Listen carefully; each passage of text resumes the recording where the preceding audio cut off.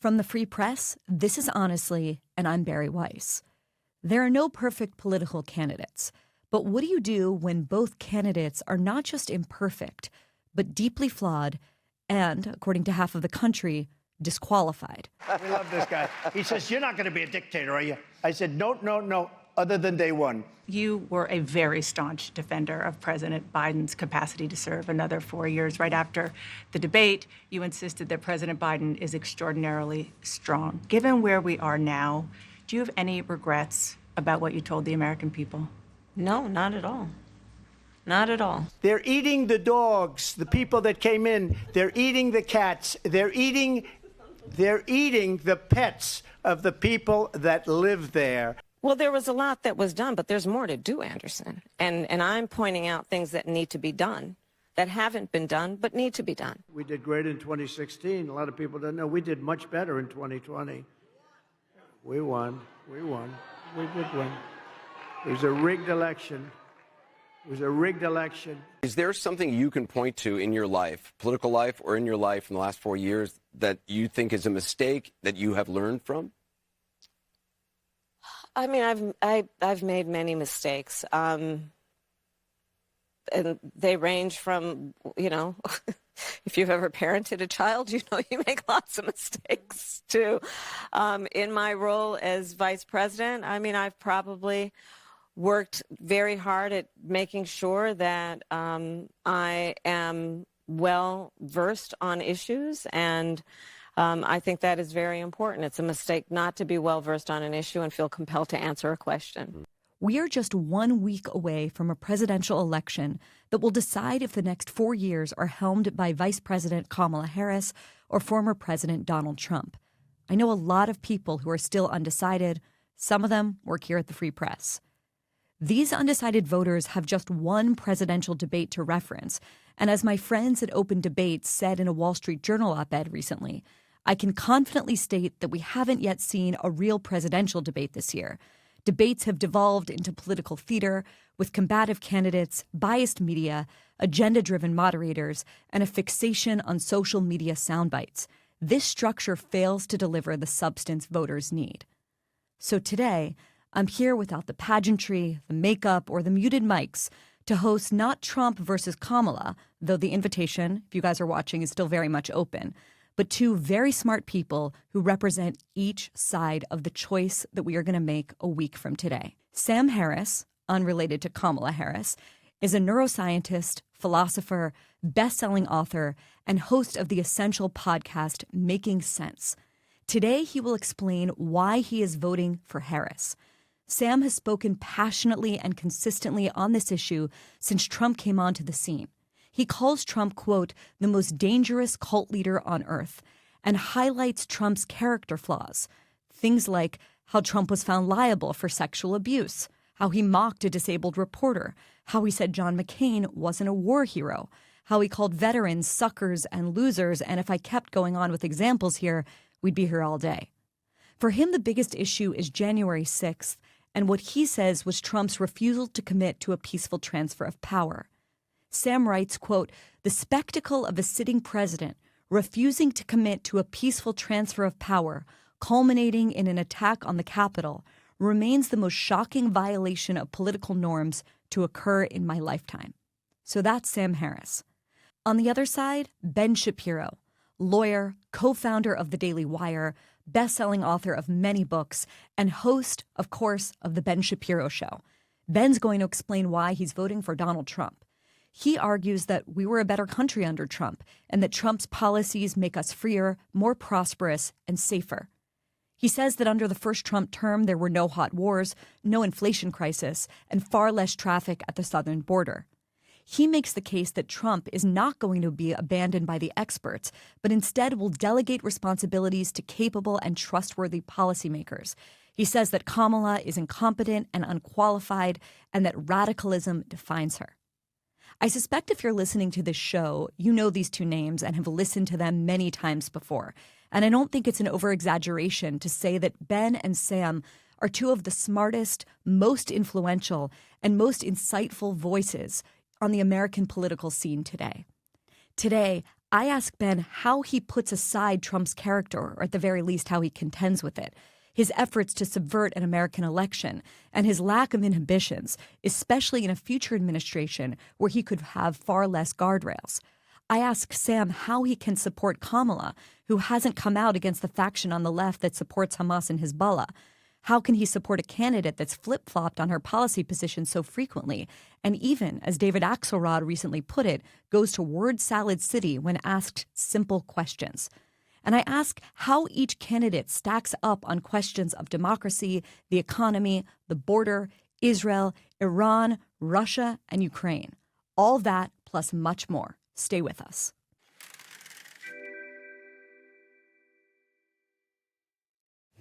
Sam Harris, Ben Shapiro, welcome to Honestly. Good to see you.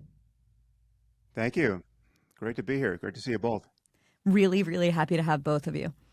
I guess I want to start by setting the table with the most basic and fundamental question, which is giving each of you the opportunity to make your pitch to listeners, which is the question of who you're voting for and why.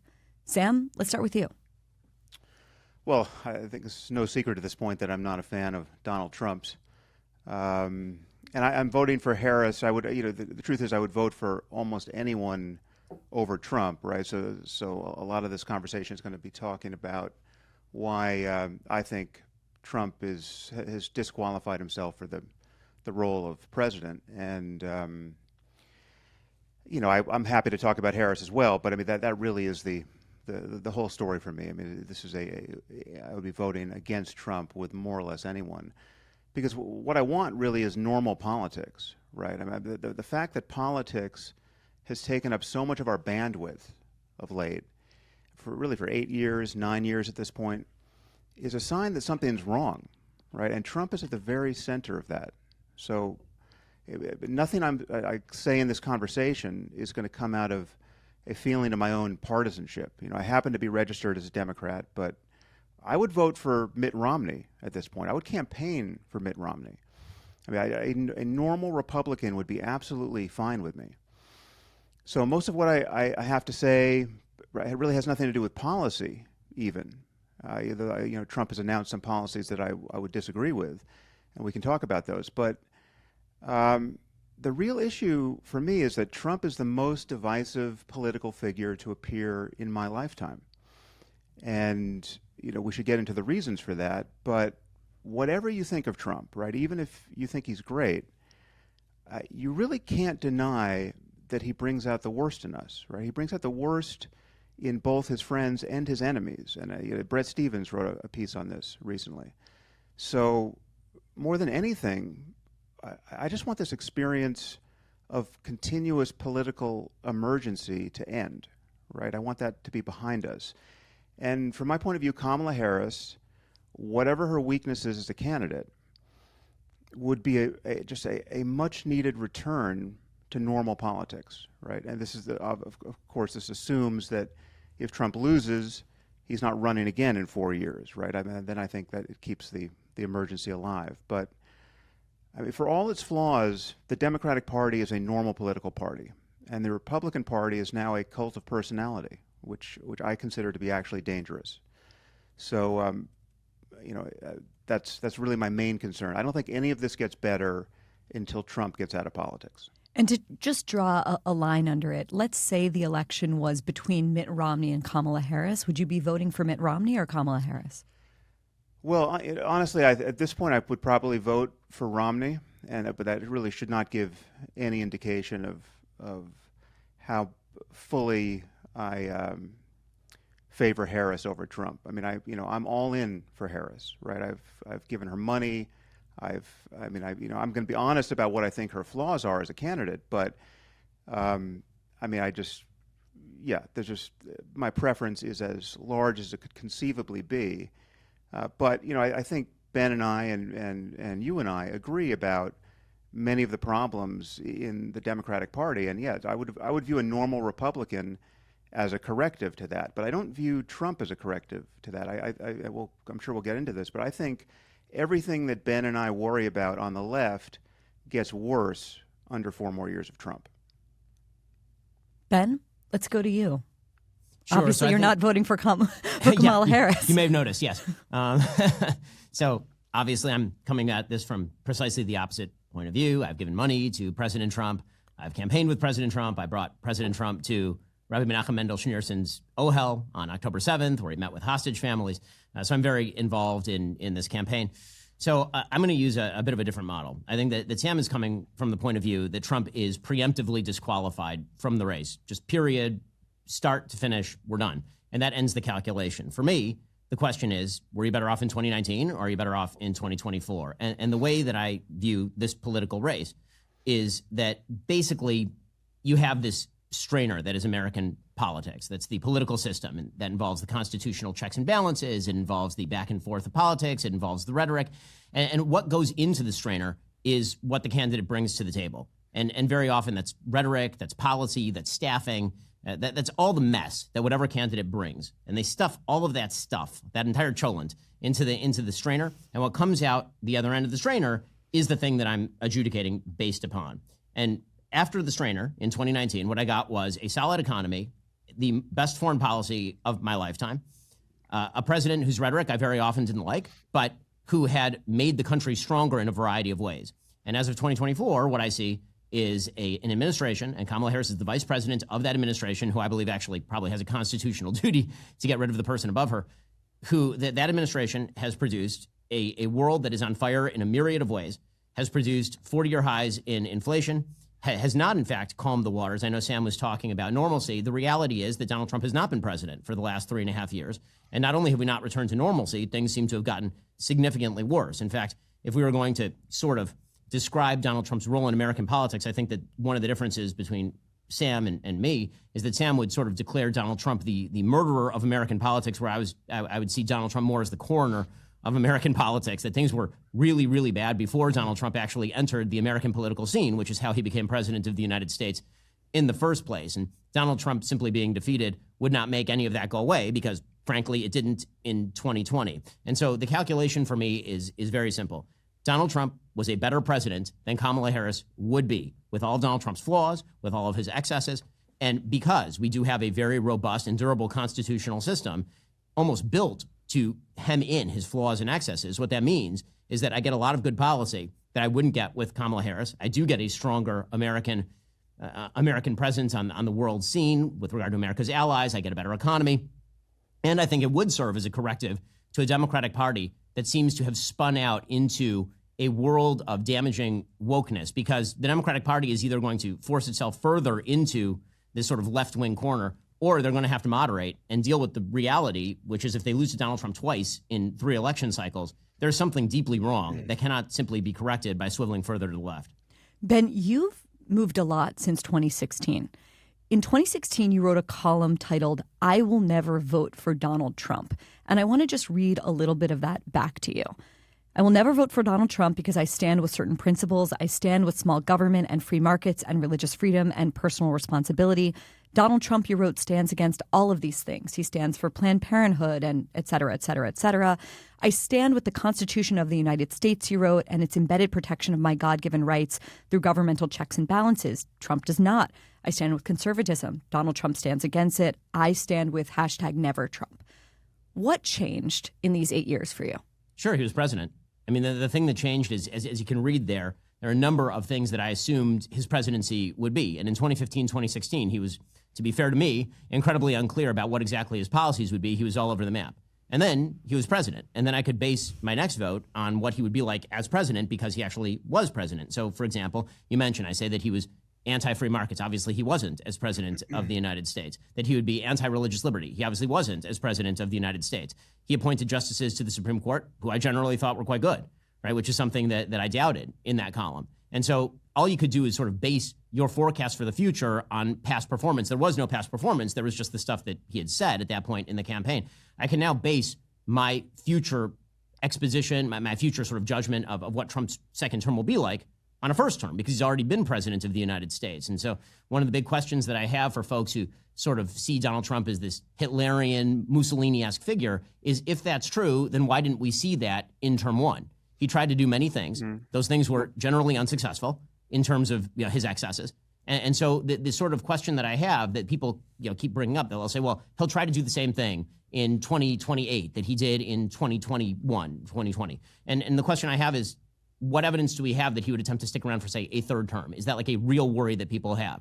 When people say that he's going to overrun the constitutional barriers, he may have attempted to do that, and then he was checked at every point. Whereas I think that actually the system is less built to stop, I would say, the sort of fine-grained excesses of the Democratic Party that is intent on actually changing many of the systems and changing the status of normalcy. So, for example, Kamala Harris has vowed to get rid of the filibuster. If you get rid of the filibuster, that means that you can presumably add 2 states. That challenges the Senate balance permanently. She's talked about packing the Supreme Court. She's talked about wealth taxes. She's talked about passing into law certain federal legislation that she could do with 51 votes that Donald Trump has never talked about. In fact, if you look at sort of the spectrum of political opinion right now, Donald Trump positionally is closer to the middle on many of these issues than Kamala Harris is, which is one of the weirdnesses of this election.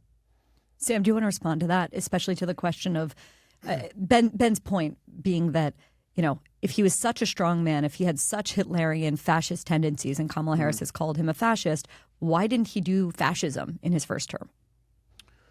Well, as Ben said himself, he was checked by people around him, right? And the concern now is that he would have not General Milley and McRaven and McMaster and John Kelly and serious people like that. He'd have My Pillow Guy and Mike Flynn and a rogues gallery of enablers and sycophants and loyalists, right? I mean, that really is the concern, and that's why I think Ben can't draw the lessons he's drawing from the first term and broadcast them onto the second, right? I mean, we know what Trump says he wants to do, and he wants to do crazy things like intern something like 12 million illegal aliens in something like concentration camps and deport them, right? And if you picture what this would do to our society, it's just a moral abomination, right? I mean, just to take this narrow case, I mean, maybe we want to talk about immigration and the southern border, and about which I think Ben and I are going to largely agree. But I'm pretty sure I don't want to live in a country where millions of children who are American citizens, right, who have one or more parent who isn't a citizen, watch their parents get deported, right? If you just imagine what that would look like. Now, you might think, well, Trump's never going to do that, right? You're going to grade him on a curve, and you're going to take him seriously, but not literally, et cetera. But you could do the same thing with Kamala Harris. When Kamala Harris says she wants to do a wealth tax, we all know that she's not going to be able to do that. She's certainly not going to be able to do that if she doesn't have a House and a Senate and a Supreme Court, and she seems to be likely to have none of those things at this point if she wins. But no, so take her seriously, but not literally, right? I mean, there's a double standard here in the way partisans think about, partisans for Trump think about what he says and bracket everything he says as just political theater. But I want to come back to something you said to Ben. All of his words at this point on this topic could be used against him, right? I mean, this change of heart, I think is worth examining, because I think we lose sight of just how not normal Trump is as a candidate. I mean, I think, Ben, if I had told you 10 years ago that you would one day support a presidential candidate who bragged about owning a teen beauty pageant so that he could barge into the dressing room and ogle naked underage girls, right? I don't think you would believe me, right? Or if I had told you that you would support a candidate who, as president, had been denounced by almost every four-star general who worked under him as a dangerous moron, right? I don't think you would believe me. Or a president who had inspired an assault on our Capitol, directly inspired it. I mean, as much as you want to parse what he might have said in that initial speech, there's no question he called everyone to D.C. and inspired what amounted to be a riot on the Capitol. And he inspired this. I mean, we had people wearing Camp Auschwitz T-shirts and flying a Confederate flag, smearing shit on the walls that Abraham Lincoln built, right? That's what happened on January 6th.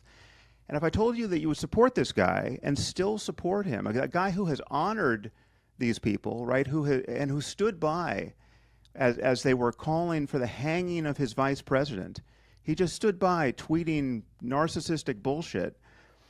And he would later record a song with some of the worst offenders, right? There's 20 of them in prison singing on jailhouse telephones. He recorded his own track on this song, and he plays it at his rallies, right? If I told you you would support such a person, you, Ben, right, you with your commitment to morality, right, and religious principles, and public probity and ethics, I don't think you would believe me. But that's where we are, right? That's how fully Trump has distorted our politics. So a couple things. So there are a couple of arguments. There's one you made early, and then you sort of morphed it into the second argument about character, which I'll get to in a moment. So there was the first argument, which was, you're taking Trump seriously but not literally. Why can't we do the same with Kamala? So let's do that. Let's take her seriously but not literally when it comes to many of her policy prescriptions. Well, seriously but not literally for Trump on immigration, looks like he's not going to deport 12 million people by caging up entire families in concentration camps. It looks like term number one, in which he puts back in place, for example, Remain in Mexico, in which he has a proper interpretation of what asylum law looks like, in which we properly allocate resources for Border Patrol. I've been down to the border. They're completely misallocated under the Biden administration, as Border Patrol itself will tell you. And then you look at the status quo that Kamala Harris has presented, which was effectively for 3.5 years an open border. And so that would be taking them seriously, but not literally. We look at the records, not just what they say, which was sort of my original model, is look at what they do, not just what they say. Then there is the sort of characterological argument that you're making about Donald Trump. And again, I think that the same could be true in reverse. If I had told you, Sam Harris, a few years ago, that you'd be supporting a candidate who says that men can be women, for example, or a candidate who has openly campaigned with, say, Mark Ruffalo, who has compared Israel to the Nazi state, or that you would be supporting a candidate whose first action in office, apparently, according to the New York Times about 3 days ago, was to examine intelligence reports for gendered language with regard to America's foreign adversaries who are female. You'd be surprised, too. I guess all this is to say that we've entered a magically different world, for better or for worse. I think in many ways for worse, and I think you'd probably agree on that. But that world exists. And so now you're faced with a binary choice between candidates, and that binary choice cannot be avoided. I mean, the question, I guess, on a characterological, on a level for Sam, I think, is you obviously believe that Donald Trump is not just a threat to the presidency, he's a threat to the republic, a grave and abiding threat to the very future of the republic, which means what means would be moral to stop him? So, to offer a couple of examples, there have been a couple assassination attempts on President Trump. Let's assume that Trump wins the election. Would assassination, if we are that afraid that he is going to be Hitlerian, then be an appropriate response? Or, less provocatively, would it be an appropriate response for Kamala Harris, who would be the presiding officer in the Senate, she's the vice president of the United States, to refuse to certify the election if Donald Trump were to win? Because obviously, if he's this grave and abiding a threat, so outside the norm of our politics, so far outside the possibility of a real normal politics that it can't be fixed, would she be right to do that, for example? Sam? That's a question for me on that final point? Yep. Mm-hmm. No, I mean, first of all, you can flip that around. If you think Trump's attempt to hold on to power in 2020, if you think all of this business about you're pressuring Pence not to certify the election was in any way legitimate and is any way not disqualifying for him to run for a second term, well, legitimate is not disqualifying. Those are not quite the same thing. I think it was illegitimate and not disqualifying. But it's gradations of the same problem. But I mean, anyone who supported that on any level, as his running mate J.D. Vance claims to, should support Kamala Harris doing the same thing. I know the law has changed in the interim, happily, but you should support that kind of behavior now that Kamala Harris and Biden are in power and overseeing this election. And of course, I would never support such a thing. You've asked me essentially whether I think Trump is Orange Hitler, right? And I never have, and I've never taken those concerns entirely seriously. But I would point out that the leading scholars of fascism at this point, I mean, people like Robert Paxton, use the term in application to Trump, and it's not an empty epithet, right? It's not the same thing as saying that Trump is the next Hitler figure or the next Putin figure, right? I think the difference is that Trump is not ideological, You know, Trump is in the Trump business. Trump just wants wealth and fame, essentially, and he wants power in order to secure those things. But I think there are very few people who think he wants to create the 1,000-year Reich. I mean, he wants to build condos and play golf, right? I mean, we're talking about a game show host, right, who got marketed for 12 years on television as a brilliant businessman, and half the country bought it, right? And a quarter of the country has rallied to him like he's the Messiah, and another quarter is willing just to look the other way as he desecrates the most basic norms of our democracy. And the most important one, which he's desecrated, is not committing to a peaceful transfer of power. I mean, that is, from my point of view, the only thing you need to know about him to decide your vote in this election is that as a sitting president, he did not commit and would not commit, and still hasn't committed, frankly, to a peaceful transfer of power. And we didn't have a peaceful transfer of power, right? And so that is, I mean, just again, to default to sane conservative Republican or erstwhile Republican principles, Ronald Reagan singled this feature of our democracy out as the key feature. I mean, it is the thing that made us the shining city on the hill, to use his terms. I mean, the thing that people living in shithole countries, to use Trump's terms, envy in us is this peaceful transfer of power. It is a political miracle. And Trump's campaign, his continued status in the Republican Party as their frontrunner, is just a continuous desecration of that principle. And so from my point of view, everything hinges on that. And no, I don't think assassination attempts are the right remedy for that. Voting against him is the right remedy for that. And the reason why things didn't normalize over the last 4 years is not because Joe Biden was so woke, or Kamala Harris is now a woke Manchurian candidate who will govern like a blue-haired activist from Barnard. No, it's that Trump is still in our politics, and we don't have a normal conservative party. I mean, this again to come back to things that you and I agree about. You know, you and I could spend 2 hours here running down the far left and agreeing about, you know, just how bizarre the identitarian moral panic has been on the far left.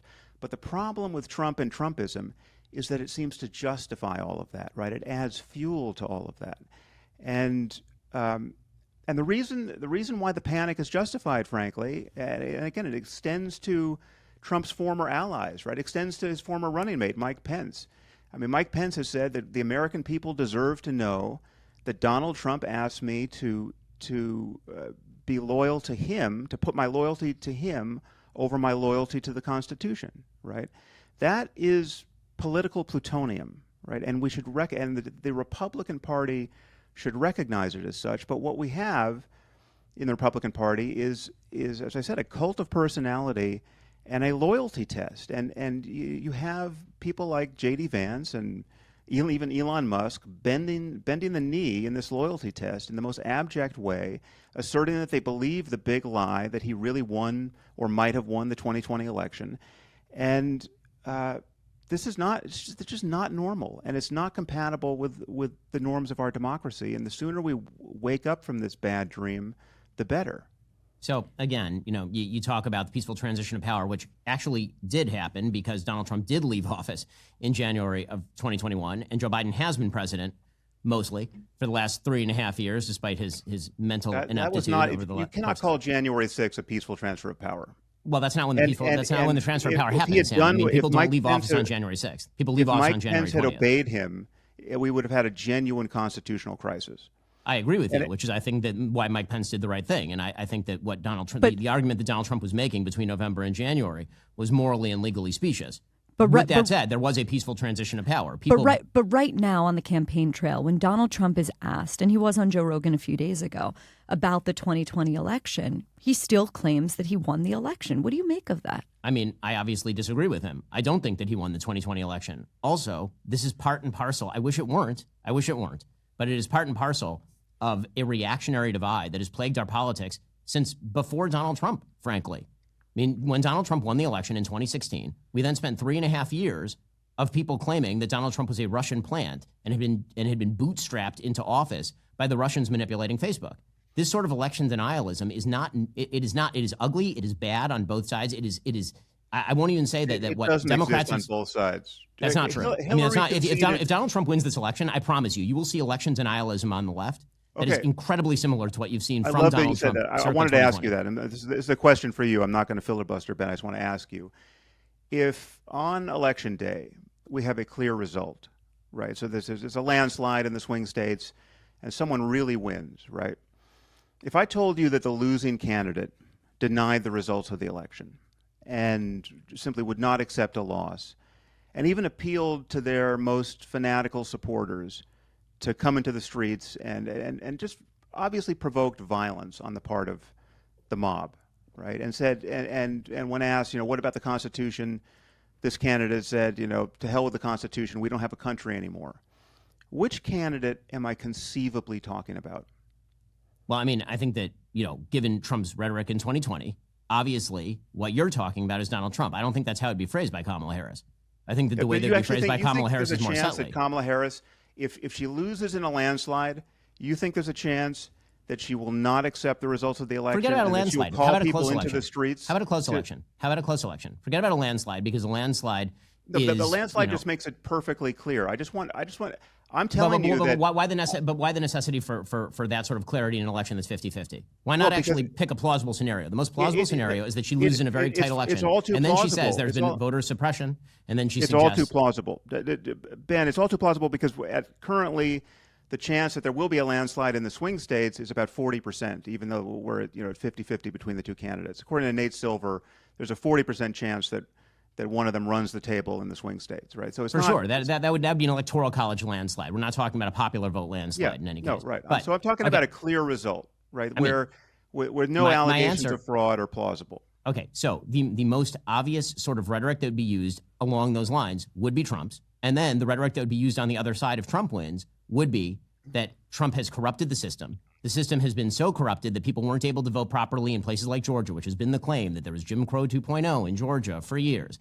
There would be claims that Donald Trump was paid off by the billionaires, that there was foreign interference in the election. There would be all of these claims, and they would float around. Donald Trump has this is my original claim, Sam, is that Donald Trump is very obvious in his excesses. Democrats and the Democratic Party and Kamala Harris are much more, I would say, much more subtle in their excesses. But those excesses are no less dangerous for being more subtle. In fact, in some ways, I think they are more dangerous for being more subtle. Ben, you can't use a phrase like no less dangerous. Hillary Clinton conceded in 24 hours. That is less dangerous than this continuous provocation. Sam, I just disagree with you. I disagree with you. I think that the attempt by members of the media, by Hillary Clinton, who herself said that Donald Trump was illegitimately elected based on Russian interference in the 2016 election, was highly damaging. How long did she say that for? How long did she say that for? Does she still say that? I mean, she will. Yes, actually, she will still claim openly that there was manipulation that took place during the. That is true. There was manipulation during the 2016 election. She says the same thing to say is that there is continuous foreign interference in our elections, right? But that's always been the case. That's the double standard, Sam. Now you're proposing a double standard. When Hillary says it, it's totally subtle and fine, and when Trump says it in the most obvious, foolish way, then it's totally different. Man, Sam, go ahead. You're just missing the relevant details here. Almost everyone thinks that there is continuous foreign interference in our elections.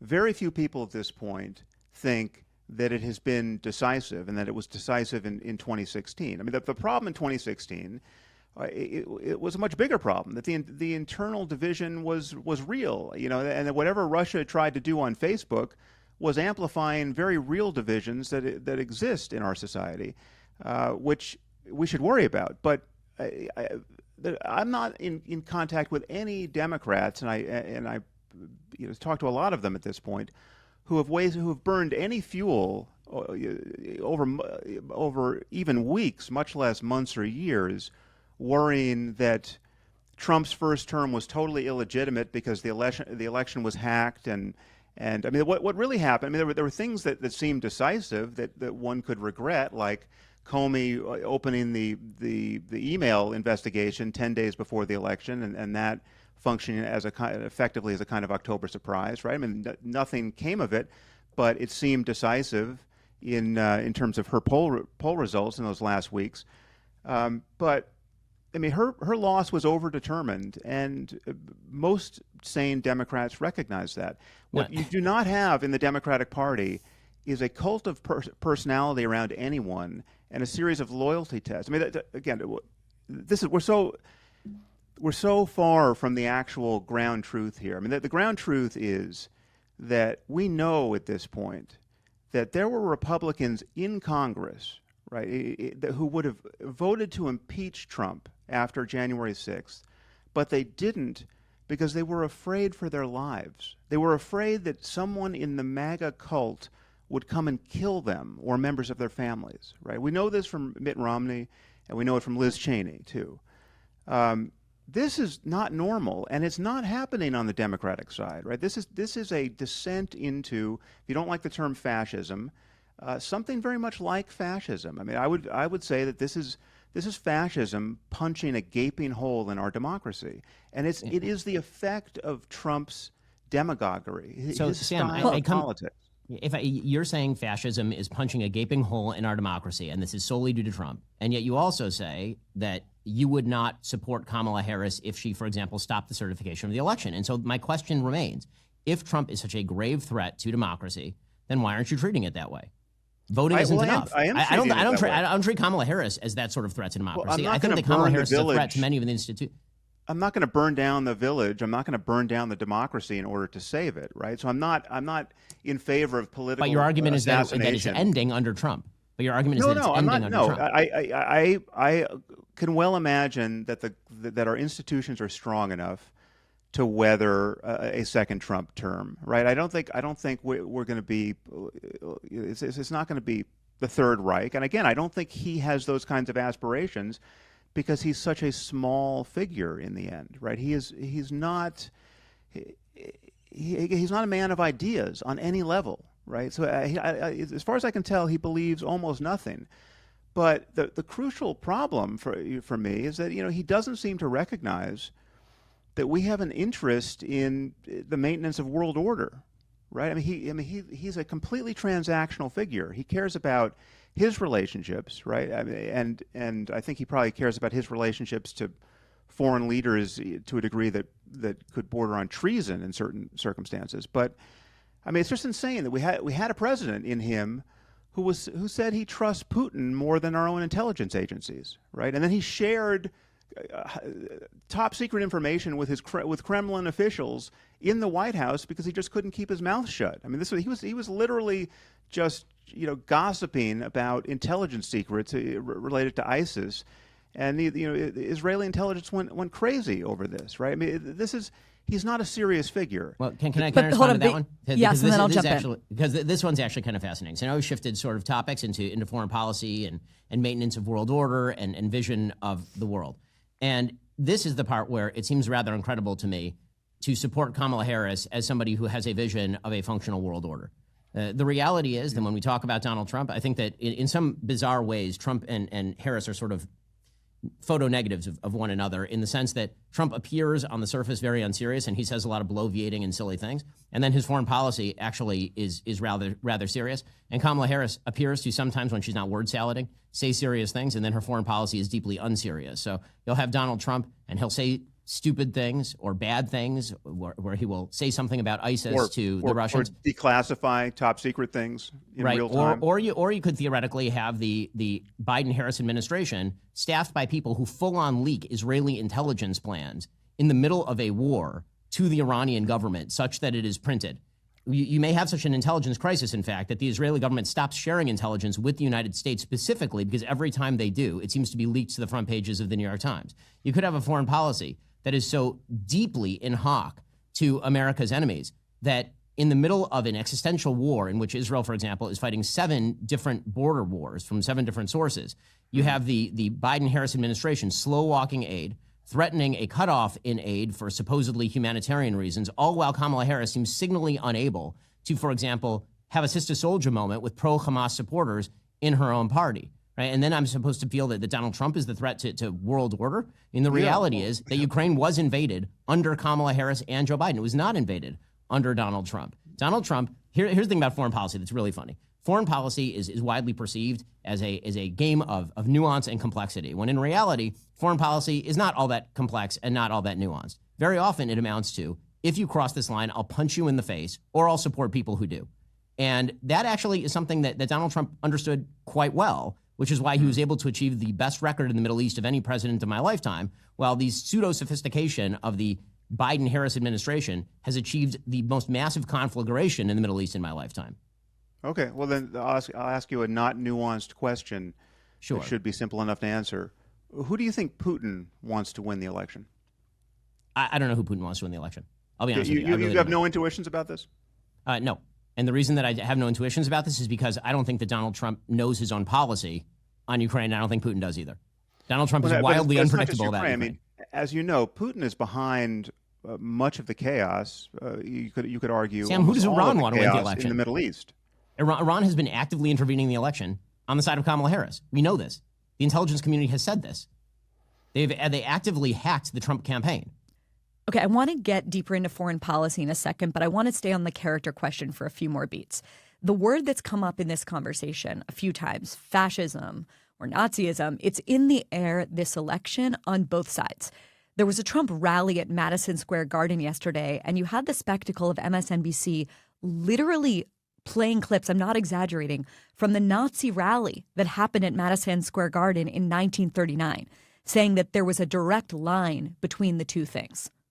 Well, I'm happy to start or follow Ben, whatever you Yeah, want. Sam, go ahead. Well, the first thing to point out is that I think we're now up to 40 of the 44 of Trump's senior-most appointees, I mean, mostly cabinet members, Republicans who worked for him, who saw what he was like behind the scenes. 40 of 44 don't support him, right? We're talking about people like Milley and McMaster and McRaven. Those are just the M's, right? John Kelly. These are generals who had to deal with it. What was that? Jim Mattis. I mean, there's a huge number of these people. Yeah. So we're talking about people who dealt with him, in the Situation Room, had to brief him on the fraying world order, and what they encountered in the man was total incompetence and a very disconcerting desire to have loyalty demonstrated to him rather than to the Constitution. On John Kelly's account, he could never make him understand why the generals had to be loyal to the Constitution and not to him personally, right? And again, this takes us to the question of fascism. And this is why, John Kelly has unabashedly now started calling him a fascist. He also called him, I think, the most flawed person he's ever met in his life. I think it was Milley who said he's the worst person he has met. Again, these are not be very clear, these are not partisan attacks. These are serious Republicans who went to work for the man, right? But the reason why the fascism is not just an empty epithet is that fascism is a little hard to define, right? It's not a set of ideas. It's a style of politics, right? It's the politics of leader worship and the demonization of enemies within, to use Trump's phrase, right? It's all about hatred of immigrants and elites and elite institutions. It focuses on the humiliation and victimhood of a native population. And it emerges out of this relentless appeal to the grievances of the mob. And that is how Trump campaigns. He's campaigned in this mode from the very beginning. He is still in that mode. He is every inch a demagogue. And you can just see how people behave around him. You can see how you have to acquiesce to his, again, loyalty tests. All of his lies are, the biggest ones certainly, are a kind of loyalty test. You have to pretend to believe the unbelievable in order to get close to him and function in his orbit. And that's what happens. And it is why scholars of fascism don't hesitate now to call him a fascist or at least a proto-fascist. So, okay, Kamala Harris would never use a phrase like the enemies within. It's just too coarse, it's boorish, it's frankly too Trumpy. But yesterday on MSNBC, they played footage of the Nazi rally in 1939, the infamous Nazi rally that took place at Madison Square Garden, very clearly suggesting, more than suggesting, kind of saying that the people gathering there are not just deplorables, as Hillary Clinton said in 2016, but that they're like supporters of a Nazi. How is that not exactly the thing that you're criticizing? Only it's issuing forth not from the mouth of the candidate, but from the broader machine that's backing her.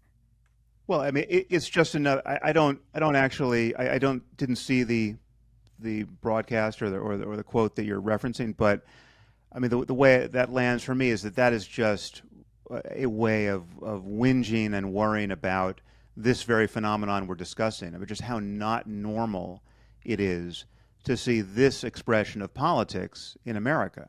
I mean, it is, obviously Hillary Clinton's phrase of, the basket of deplorables was politically disastrous, right, and unwise, and it shouldn't be repeated if you actually want to win elections. But it should never have been read, given the context of her other remarks about the American people. It shouldn't be read as demonizing half the country in the way that Trump regularly demonizes people in this country. I mean, he's talked about using the military against not just protesters, like in the BLM protests, who he thought should be shot in the leg. Ask anyone who knows ballistics, what happens when you shoot people in the leg with a rifle, right? He's talked about using force, military force if need be, against his political enemies, right? That's something that you will never hear Kamala Harris or any other normal Democrat or Republican say. Well, okay, a few points. One, the demonization of a vast swath of the American public has been happening as long as 2008, when Barack Obama was saying off record to donors that there was an entire cadre of bitter clingers who cling to God, guns, religion It's unwise, but it's not the same kind of demonization. We're not. How about Tim Walz literally saying over the weekend that the people who were attending this rally at Madison Square Garden, which featured a multiracial cast, many of whom were extraordinarily pro-Israel, giant Israeli banners hanging from the rafters at some points, calling them Nazis? How about Joe Biden speaking at Independence Hall and declaring that everybody who is ultra-MAGA was effectively a traitor to the country and was undermining the Constitution of the United States without making any serious distinction between ultra-MAGA and Republican, other than to say there were some good Republicans, those were the ones who agreed with him? This sort of rhetoric has not been on just one side for quite a long time, to say the very least. And when we talk about the grievance politics has long run the gamut in American politics, unfortunately.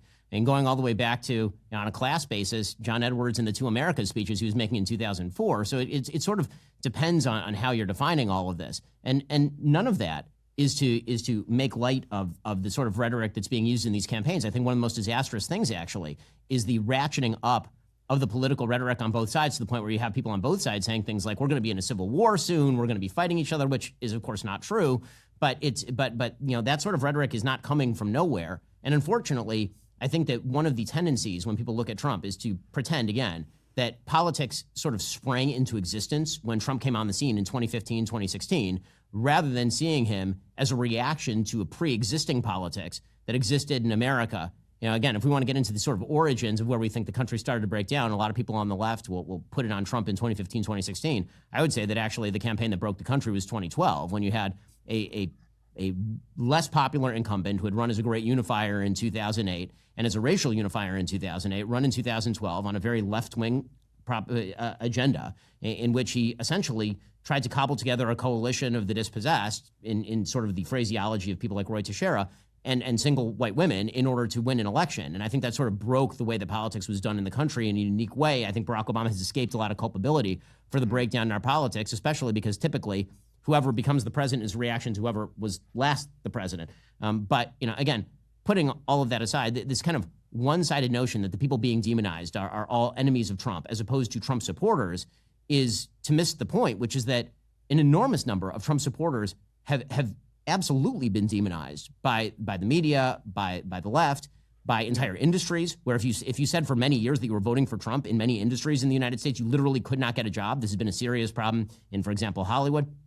The kind of notion that it is Trump in his singularity as fascist that is the problem here ignores, I think, the underlying problems. And again, I think also happens to be a misdefinition of fascism. Sam, you describe fascism as sort of a manner of speaking, sort of like populism is sort of a mode. I don't think that's actually true. I think that fascism has to be filled with a vision of what American government is and ought to be. And you can make the claim that Trump wants to centralize power in his singular personage, which, may be a thing that he aspires to. That also happens to be a thing that every Democrat president of the last 20 years has aspired to. I mean, Joe Biden has used executive powers in ways that dwarf what Donald Trump attempted to do with executive power. And again, this is one of the places where I have a very large-scale problem with sort of the, let's take Trump's rhetoric seriously when he says a dumb thing to John Kelly, and he admittedly says many dumb things. But when Joe Biden attempts to, for example, defy the Supreme Court to alleviate student loan debt, or when he attempts to use OSHA to cram down a vaccine mandate on 80 million Americans, or when Joe Biden, or when Kamala Harris puts out campaign proposals that she's going to literally just pay people who are black business owners or Latino business owners $20 grand a pop and then relieve the loan debt, which is totally unconstitutional. When she says those sorts of things and attempts to pursue them, then that is supposed to be taken as sort of rote, normal, how American politics works. The thing about Trump that's not normal is how he talks. The thing that is normal about Donald Trump is actually what his administration looked like, which is why I keep coming back to, what was your life like in 2019? Was it better in 2019 or 2024? But put aside John Kelly, put aside the Atlantic piece for a second. Look at the list of names of people who I know that you respect. Jim Mattis, H.R. McMaster, Will Hurt, John Bolton. We could go down. It's a list of like 100 people. Do they all have Trump derangement syndrome? I mean, what are they seeing that is leading them to sound such an alarm? And what do you make of the argument that Trump has now burned through all of the A-listers, the B-listers, and arguably the C-listers, and he's left with like Mike Lindell and Kash Patel that are not going to be able to restrain him in the same way? I think that's a pretty compelling argument. It's less compelling to me considering that there are a bunch of holdovers who certainly would go back into the administration. So, for example, Mike Pompeo is very likely to go back into the administration as Secretary of State. You're going to see Howard Lutnick doing much of the staffing up of this administration as opposed to Trump himself. I mean, one of the things that Sam mentioned earlier, which is I think probably the best description of President Trump in many ways, is that this is a guy who likes to build condos and golf. I think that's true, which means that he delegates an enormous amount of power to people who are sort of professionals in the area, which is how you ended up with three fairly traditional originalist judges on the Supreme Court, as opposed to the person he said he might appoint in 2015, 2016, his sister. So again, one of the hard parts about gauging Trump is what is he just saying and what is he doing? And that's why I keep going back to sort of the Strainer reference, which is I already saw what he did. As far as the people who he's fired, who he's been alienated from, who refuse to bow the knee, the wonderful thing about American politics is that there's a nearly endless supply of professional politicos who are willing to fill the gap in order to actually perform political functions. I don't think there's any danger of D.C. running out of politicos who are willing to staff up top levels of the State Department who aren't, my pillow guy. Okay. I know a lot of people that are sitting out this election or writing someone in. And the reason for that is because they're absolutely disgusted. They're disgusted with Trump for all of the reasons that Sam has been articulating in this conversation, some of which I think Ben would agree with. But they're also disgusted with what they see as the lies and the hypocrisy coming from not just the Harris campaign, but more broadly, the left. They see a party that claimed to care about democracy, but then undermined democracy by anointing a candidate instead of holding an open primary. They see a side that claims to care about the rule of law, but then weaponize the rule of law against their chief political opponent with feckless political lawsuits. Let's exempt the Georgia case for a minute. And then with Kamala Harris in particular, they see a candidate that they view as having lied about Biden's fitness for office, who even attacked the integrity of the U.S. attorney for writing that the president was too old and too senile to prosecute, and who still is doubling down on that lie, saying in a recent interview on CNN that she has no regrets about defending Biden's mental capabilities. Sam, I don't know anyone who hates lies and liars more than you. You've said in the past, all lying is destructive of the social fabric, even so-called white lies. And that's one of your main reasons for opposing Trump, that he's such a liar. And it's obvious in the ways that he lies. But what do you make of that argument that I hear, and not always so articulately put, but that I often am hearing from people who are saying, I cannot bring myself to vote for her because to vote for her would be to validate this set of things that I so profoundly oppose? All right, well, let's try to put this in some sense of proportion, right? I mean, Trump is, I think, without question, the biggest liar perhaps in human history, but certainly the biggest liar anyone can name. I mean, I don't know anyone, any historical figure, who is trailing tens of thousands of documented lies other than Trump. Right? I mean, he's simply. I mean, there's simply something wrong with his mind, and I mean, he lies pointlessly. He lies in ways that don't serve his purpose. He lies compulsively, and he lies obviously to produce certain political effects. But it is pathological, and it's pathological to have a political culture that doesn't care about this degree of dishonesty in a presidential candidate. I mean, the real Trump derangement syndrome is to think that his flaws in his character, perhaps his dishonesty above all, don't matter, right? That's the derangement.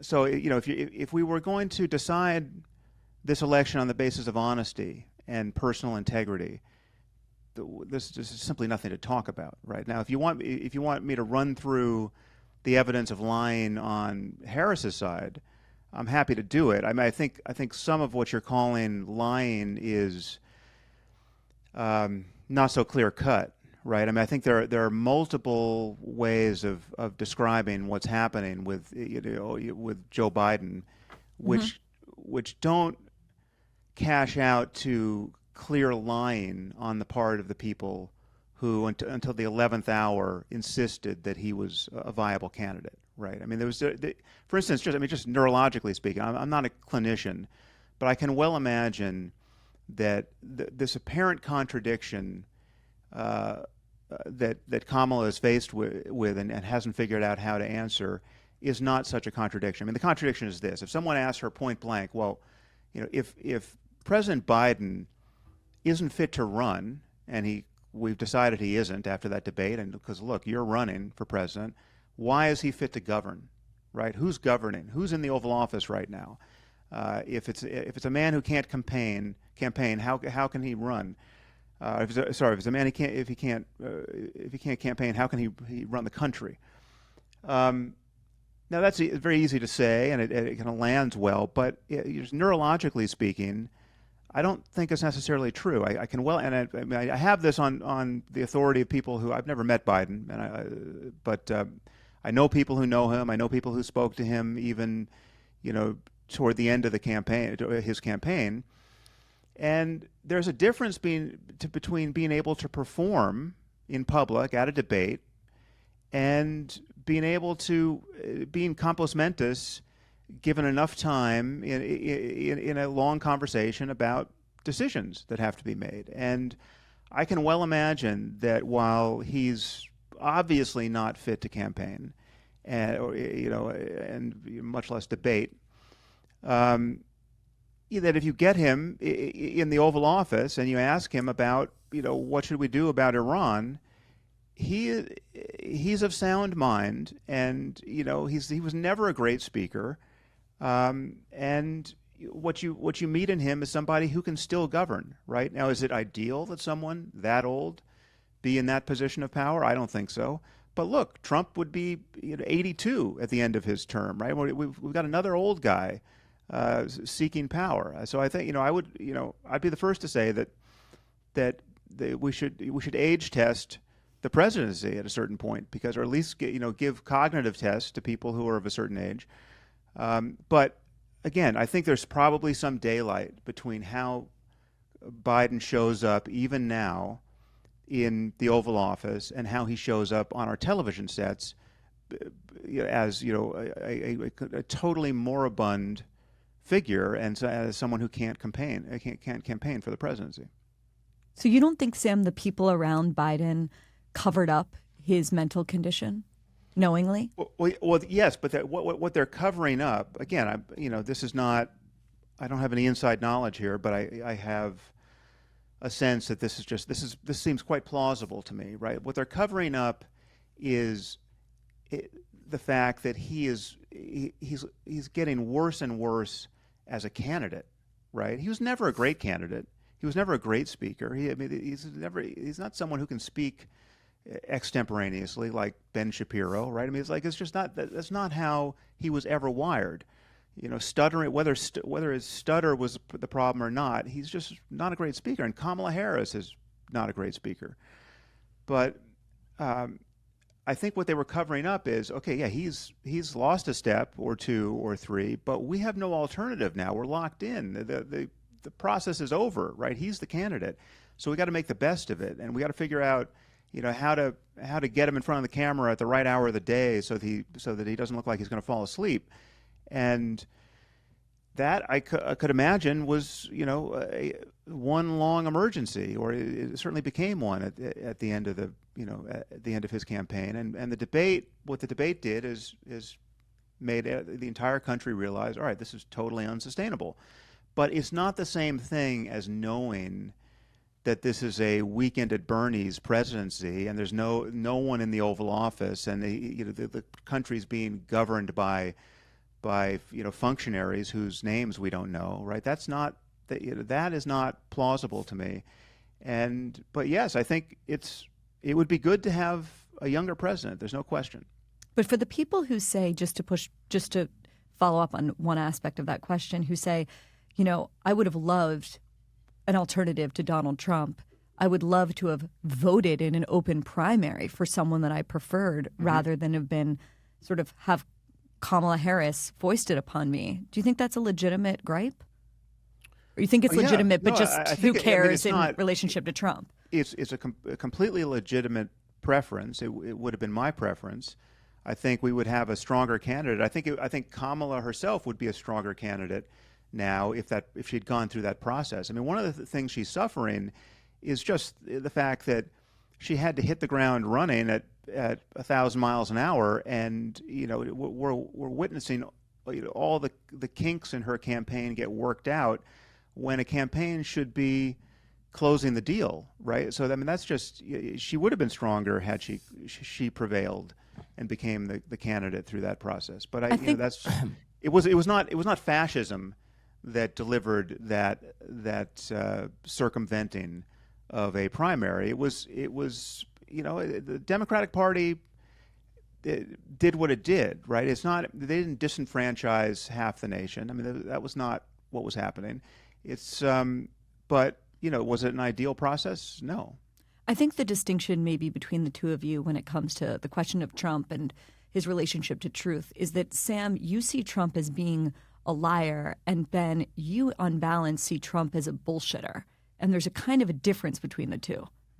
Yes, and I think that Sam is being very generous with his interpretation of events surrounding Joe Biden's health, where I fully believe that we were lied to for solidly 2 years about Joe Biden's mental status by people close to him. I mean, there were articles that were widely then derided in places like The Atlantic talking about how there were foreign leaders who were bewildered as to Joe Biden's condition 2 years in advance of him dropping out of the race. And we were told literally weeks before he dropped out of the race, that any clip that showed that he was non-compos mentis was a cheap fake that was said at the White House, and that was trafficked by pretty much everybody in the media for solidly 2 weeks leading up to the debate. And then there was the debate, and it appeared that he was staring into the maw of death live on camera, and suddenly everybody switched their opinion in real time. And it is my grand supposition that no one actually switched their opinion in real time if they were close to him. The idea that he is somehow behind closed doors, turning handsprings and competent mentally to actively take on the challenges of world politics, I see zero evidence that is the case, considering he can't go on the campaign trail for a day without mentioning that Gabby Giffords is dead when she's alive, or suggesting that a strike that happens by Israel against Yemen is actually a strike by dock workers. These are not the strains of a day-to-day campaign. Post his campaign, when he's just on the tarmac answering basic questions, he loses track of who he's talking about, where he is, what the hell is going on around him. And meanwhile, Kamala Harris is still out there holding fast to the line that actually he is not only he is doing absolutely fine, which of course does beg the question that you quite properly asked, Sam, which is, if so, then why are you the candidate? Precisely. The lack of honesty with regard to Biden's health, I think, was one of the reasons why so many people were both enamored of the fact that Kamala replaced him, and also on the right, bewildered and angered by the sort of narrative switch that took place in real time. I mean, you saw this narrative switch take place in real time. When we talk about honesty in politics, there are really sort of three characters that matter in a presidential race, and I know that that, this may be controversial territory for some people who are on the left side of the aisle. There's the candidate of the Republicans, the candidate of the Democrats, and then the media that seem to be largely legacy media, a sort of apparatus of the Democratic Party, where the narrative switched from Joe Biden is totally competent mentally to Joe Biden needs to go immediately to let's forget about who's president of the United States and never mention it again, to people like Kamala Harris. Kamala Harris went solidly almost 2 months without doing a serious interview at the beginning of this campaign. And it's that sort of dishonesty that leads people like me, who I agree with Barry's characterization, think of Trump as a bullshitter, to say,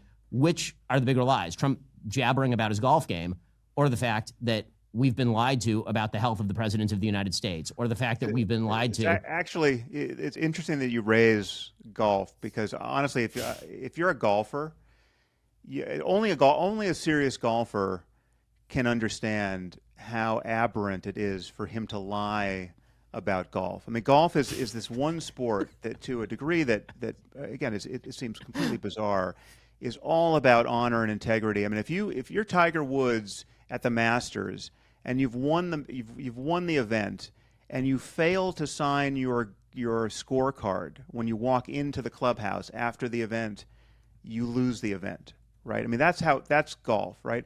And Trump is someone who has claimed to have won tournaments he didn't even enter, right? I mean, that's just a X-ray vision for any golfer who understands just how insane that is. That's like an X-ray vision into his character, right? I mean, it is a. Sam, I mean, you're taking very, very seriously a man fibbing about his golf score. I'm just saying that right?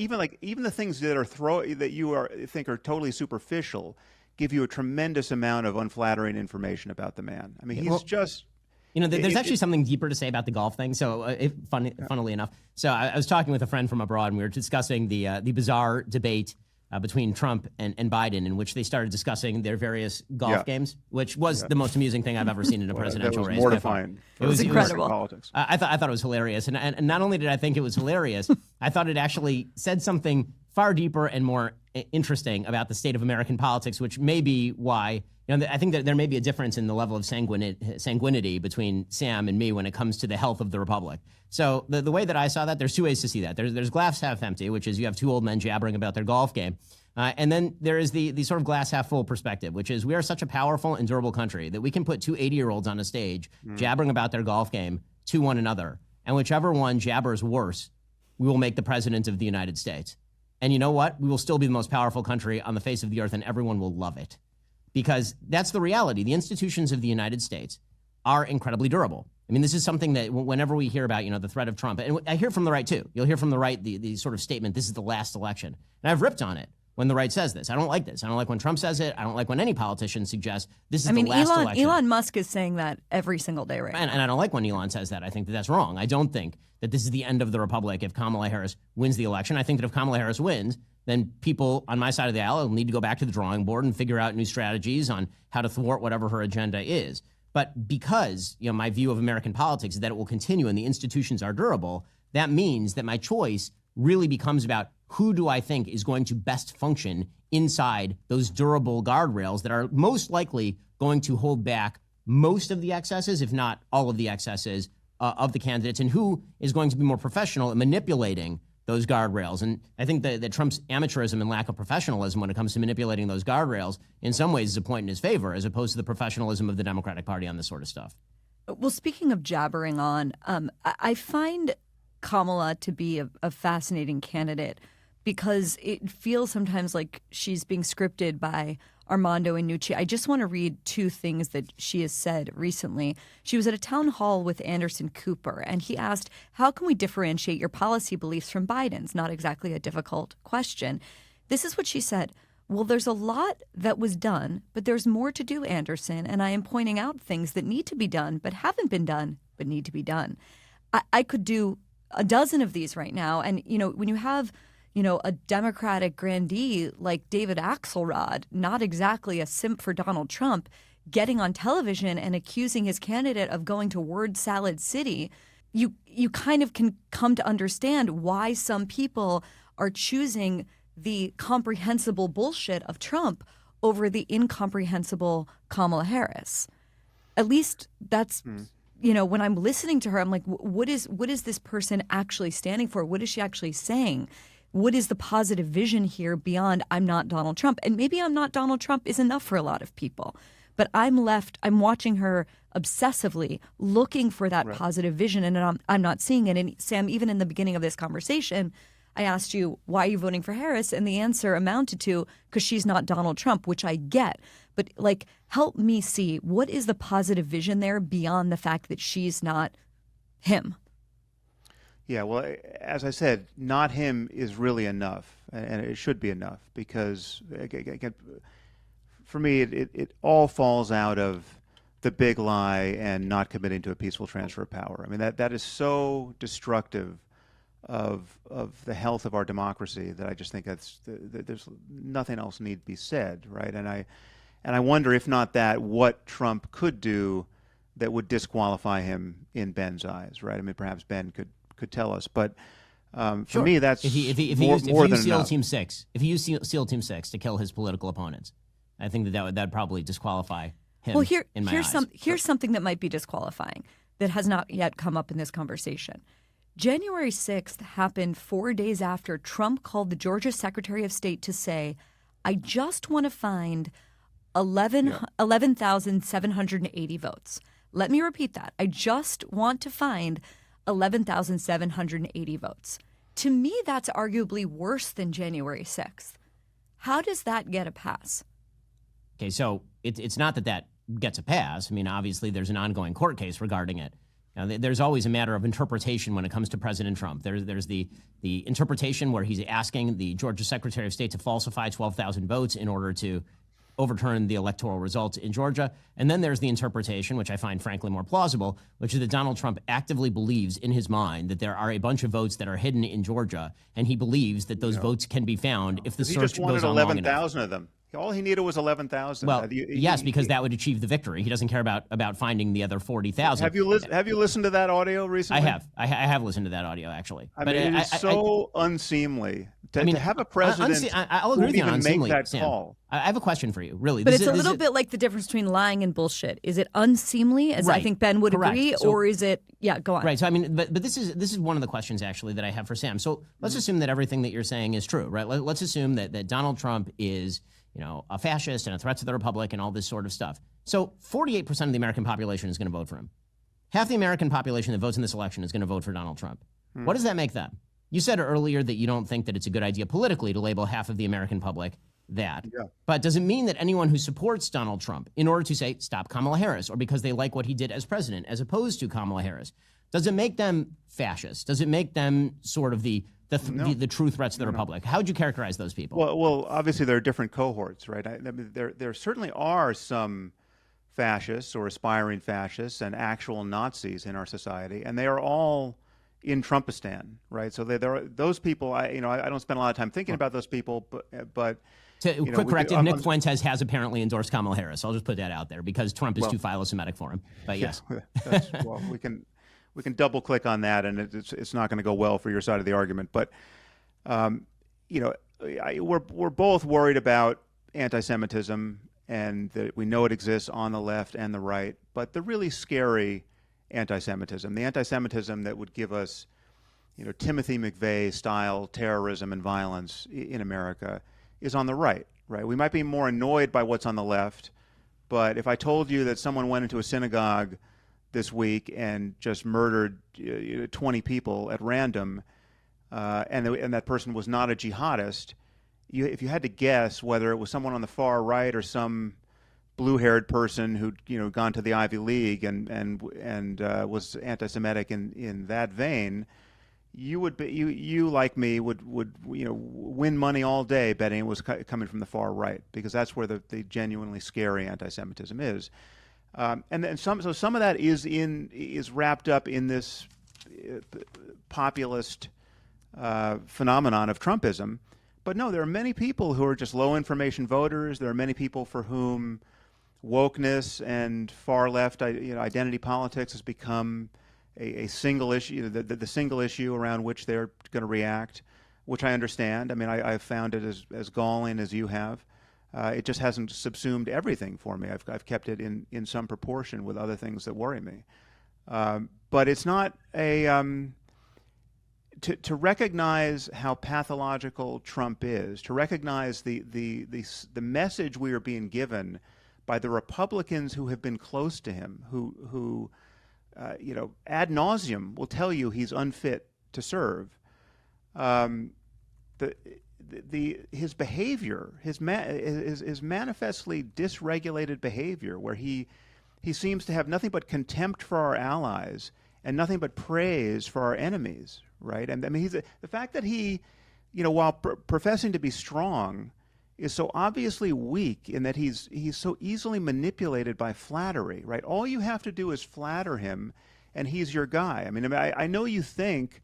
I mean, and there are many single-issue voters of this sort. There are many Jews who are worried about Israel, think that, well, Trump is better for Israel, so I'm a single-issue voter. There's nothing he can say or do, bullshit or otherwise, that is going to get me to vote for Harris because I'm just worried about the survival of Israel. Well, Trump, I'll grant you, there have been hopeful signs of his support for Israel, certainly during his tenure as president, but Trump is in the Trump business. Again, I think if the mullahs in Tehran offered him a golf course deal somewhere, our policy could change. I mean, he's that venal.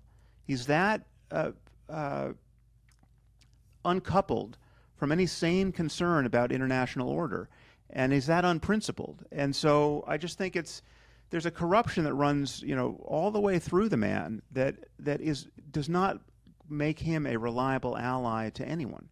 Okay, so there are a few things to respond to there. So on the anti-Semitism issue, I mean, I think it's sort of fascinating how you grouped, the possibility of terror attack on a site. Obviously, if there were a terror attack on a site today, a Jewish site today, it would probably come from historically, if you're looking at the last few years, one of three categories, right? Jihadist, and that means jihadist sympathizer, which today is more likely to be a Democrat, unfortunately, or it could be a black Hebrew Israelite, which we've seen a couple of those, actually, or it could be a white supremacist. Right, well, there was a shooting in Chicago over the weekend by a guy screaming Allahu Akbar. Correct. Yeah. That's right. Well, don't get me started on jihadism because that'll take the 2 hours. Well, an area where we certainly agree. I don't think there's any daylight there. But exactly. But this is one of the when you say genuinely scary anti-Semitism, it turns out that there are multiple forms of genuinely scary anti-Semitism. One is the sort of individual anti-Semite who goes and murders Jews. And then there is a second type of genuinely scary anti-Semitism, and that is a system-wide infusion of anti-Semitic worldviews into an entire party. And you are seeing that happen inside the Democratic Party right now. And that is very frightening to me as a Jew and as an American. When the intersectional ideology, which suggests that victimization is equivalent to failure, that you failed in life, therefore you are a victim of something. And again, you can see that in a lot of grievance politics, but you see it in intersectional terms on the intersectional left. And the idea, therefore, that if you are Jewish, that means that you're successful, that means you're an exploiter. And that is now, that matrix is then applied to international politics in the way that, say, Ta-Nehisi Coates has been applying it to the Israel-Palestinian situation. And that becomes a deeply held belief inside the Democratic Party. This is why, for example, by polling data, what you see is that Republicans support Israel 66-8. And what you see is that Democrats, barely plurality, maybe support Israel. And among young Democrats, a plurality actually don't support Israel. They support the Palestinians. That, to me, is a more systemically scary thing than what's been happening on the right. And again, you're talking to somebody who is a victim of an enormous amount of anti-Semitism, including from people like white supremacists in 2015, 2016. So it's not like I don't have any experience with this sort of stuff. They continue to hate me just as thoroughly as they ever hated me. And in fact, it's one of the reasons that many of them have gone anti-Trump is because I support President Trump. As I mentioned before, I've campaigned with President Trump. I've taken him to the OHEL. Because of that, they are very angry with President Trump. The sort of speculation you have to get to the idea that Donald Trump is going to be more anti-Israel than the Biden-Harris administration after being the most pro-Israel president in American history. Just in political terms, he was the most pro-Israel president in American history. That is a far stretch. And as to the idea that President Trump is easy to manipulate on foreign policy, again, when it comes to his rhetoric, I don't disagree that very often he will say kind things about anyone who will say a kind thing to him. What I look to is what was the actual political outcome of his presidency. The actual political outcome of his presidency, under Barack Obama, there was an invasion of Ukraine. And under Joe Biden, there was an invasion of Ukraine. And under Donald Trump, there was no invasion of Ukraine. And that is because Donald Trump is wildly unpredictable. And it turns out that wild unpredictability in foreign policy, again, is not actually a particularly terrible thing to have. Some of that, by the way, is actual strategy by President Trump, believe it or not. President Trump has openly spoken about the fact that he will bluster and he will threaten, and you don't know quite what he's going to do. So you can attribute that, if you want, to sort of his natural instability. But the reality is that he actually sometimes applies that sort of unstable formula for foreign policy in a way that does scare off America's enemies. I think putting character aside, because I don't think that the two of you are going to see eye to eye on that question, I think that probably the strongest argument for Trump is his foreign policy legacy. Not just because wars weren't breaking out, but good things happened, like the Abraham Accords, like incentivizing European allies to take more responsibility for their defense. And I think the choice sometimes feels like you have, perhaps stability, but weakness from her and craziness from him. So it feels sometimes like a choice between crazy and weak. Sam, I would love for you to contend with, Ben's argument here that Trump's foreign policy, as blustery and frankly crazy as he was, and many of the things he said when he was president absolutely alarmed me. But looking back, in retrospect, did it lead to a more stable world when you look at the foreign policy picture? Well, again, I had, as I said, I have reasons to think that looking back is not as instructive as we'd like it to be, because there were so many guardrails in place which Trump smashed into and has vowed to remove for his second term, right? I mean, all these people who are warning us, again, the 40 of the 44 most appointees, all of these people were the guardrails, and they all came away saying, yeah, he crashed into me and eventually fired me because I wouldn't let him do that insane and illegal thing he wanted to do, right? I mean, we're talking about generals who had to convince him that we couldn't use our nuclear weapons, right? I mean, this is not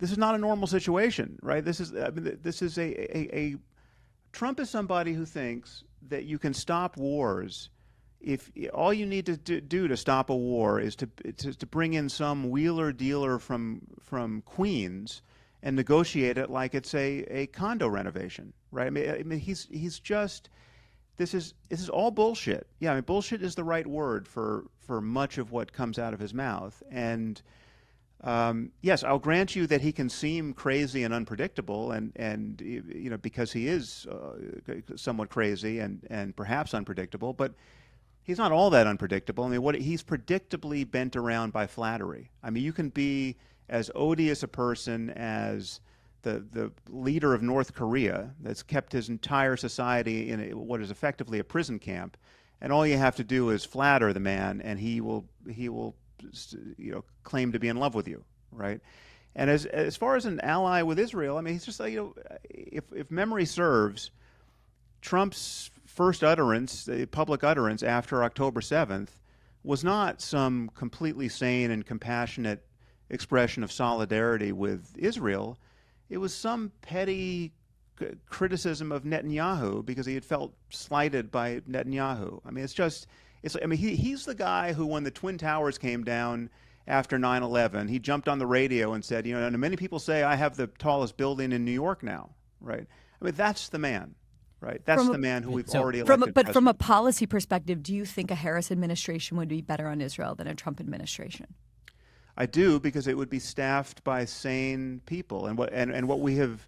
Again, do you want Mr. Pillow guy in the conversation with Mike Flynn and who? Candace Owens? Who's going to be in there? Jack Posobiec? I mean, on his Israel policy, Mike Pompeo and David Friedman are the most likely people to be in the administration, and on Kamala Harris's side, it's most likely to be Philip Gordon. Surrounded by grifters and maniacs. Sam, I know precisely the people talking to him. Right? So I'm not speculating about that. I mean, one of the arguments. So there are a couple things that I think are worth noting here. One is that you say that past performance is no indicator of future performance about him, and you also say that about her. So I grant you that there's consistency there. I tend to think that the best indicator of what a second Trump term will look like is what a first term will look like. I can tell you why it's not a good indicator for him. It's not the same dynamic doesn't hold for her. I mean, she's again. So will a Kamala Harris term look like? So will a Kamala Harris term look like her first Kamala Harris term? And then just final point, you keep using the word normal, and I think there are a lot of Americans who hear normal, and what they actually hear is situation normal all fucked up. meaning we've done normal politics a lot, and it turns out that things were kind of fucked up. And Trump, things were not normal, and things in terms of actual day-to-day life, economically, foreign policy-wise, were less fucked up. And so would we all prefer a choice between normal and not fucked up and normal and not fucked up? That'd be great. That not fucked up would be a great status quo. But the reality is that there are a couple different operative levels of normal. And one of the things that I think people want normalcy from is their lives. If people had felt satisfied that Joe Biden had restored normalcy when he came into office with a popularity rating in the high 50%. And within a year, he had sunk those popularity ratings down into the low 40s because it turns out he was not normal. It turns out that he could say all the things that he wanted, that he could mutter whatever he wanted into a microphone. And Americans did not feel sanguine. They did not feel stable. They did not feel that him blowing out the spending, for example, or pulling out of Afghanistan, leaving billions of dollars behind while lying to the American people for months that everything was going to be totally hunky-dory over there. They didn't like that either. And so this kind of the reference to the word normal over and over and over to only refer to the behavior of the candidate as opposed to the life lived by Americans is the reason that despite all the excesses, some of which you and I agree on, Donald Trump right now is running dead even with Kamala Harris and maybe ahead. Ben, just for the listener, I want you to explain who Phil Gordon is and who David Friedman. So you said Mike Pompeo and David Friedman or Phil Gordon. Explain who that is in the distinction. So Mike Pompeo and David Friedman are incredibly pro-Israel. David Friedman was the ambassador to Israel under Donald Trump.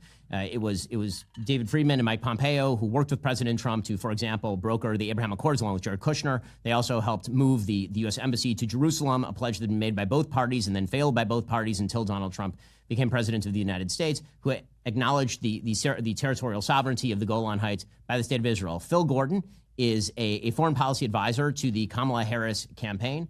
In the past, he has written about his desire to effectively normalize relations with Iran. The Kamala Harris-Joe Biden campaign obviously worked very heavily also with figures like Robert Malley, who actually it probably was compromised, as it turns out, by Iranian intelligence. You know, one of the things being investigated. He's being investigated. I think it's very likely he was compromised by Iranian intelligence. When you look at the team, I think one of the things that's sort of fascinating about the duality between Trump and Biden-Harris is something that Sam, you'd once suggested that one of the things that about Trump is that he obviously, in your opinion, has no principles, that he's completely variable, that he does wild things, he says wild things, and that he doesn't have sort of a plotting, go along to ideological sort of thrust. And I agree with some of that. I also think that if the ideological thrust of a campaign or candidate is wrong, that can be significantly more dangerous than the variability of the alternative candidate. And so I know exactly what I'm going to get from a Kamala Harris presidency with regard to the Middle East, because I know exactly what I got from Barack Obama and Joe Biden, and I see no difference. She can't even name a difference. So I have very significant doubts as to why I would expect a radical change in policy from Obama or Biden, except possibly to the left, if you listen to people like Bernie Sanders, who is now out publicly attesting that he believes he will have a receptive ear in the White House to a full arms embargo on the state of Israel. Sam, I think... Well, I just got to respond to some of that because Yep. I am like Ben, and I think like you, Barry, not satisfied with the noises that have come out of Democrats' mouths since October 7th, right? So yeah, I was simply going to pay you a compliment and say that of all of the people, sort of, I think you have been since October 7th the most powerful moral voice, let's say broadly on the center left on this question, which is why I think people are going to be really curious to understand why you think, again, it's impossible to put character to the side, but just on a policy level, why you have faith that the Democratic Party is going to be stronger against jihadism, stronger against Iran, and more muscular in its support of Israel. Yeah. Well, I mean, first of all, on this issue, on the defense of Israel and a recognition that ultimately regime change in Iran is an imperative, and it's a moral imperative. It's a geostrategic imperative. I mean, I consider myself right of John Bolton at this moment, right? So it's not, that's where I am, and I should point out that John Bolton doesn't support Trump either, right? And he's very hawkish on this issue.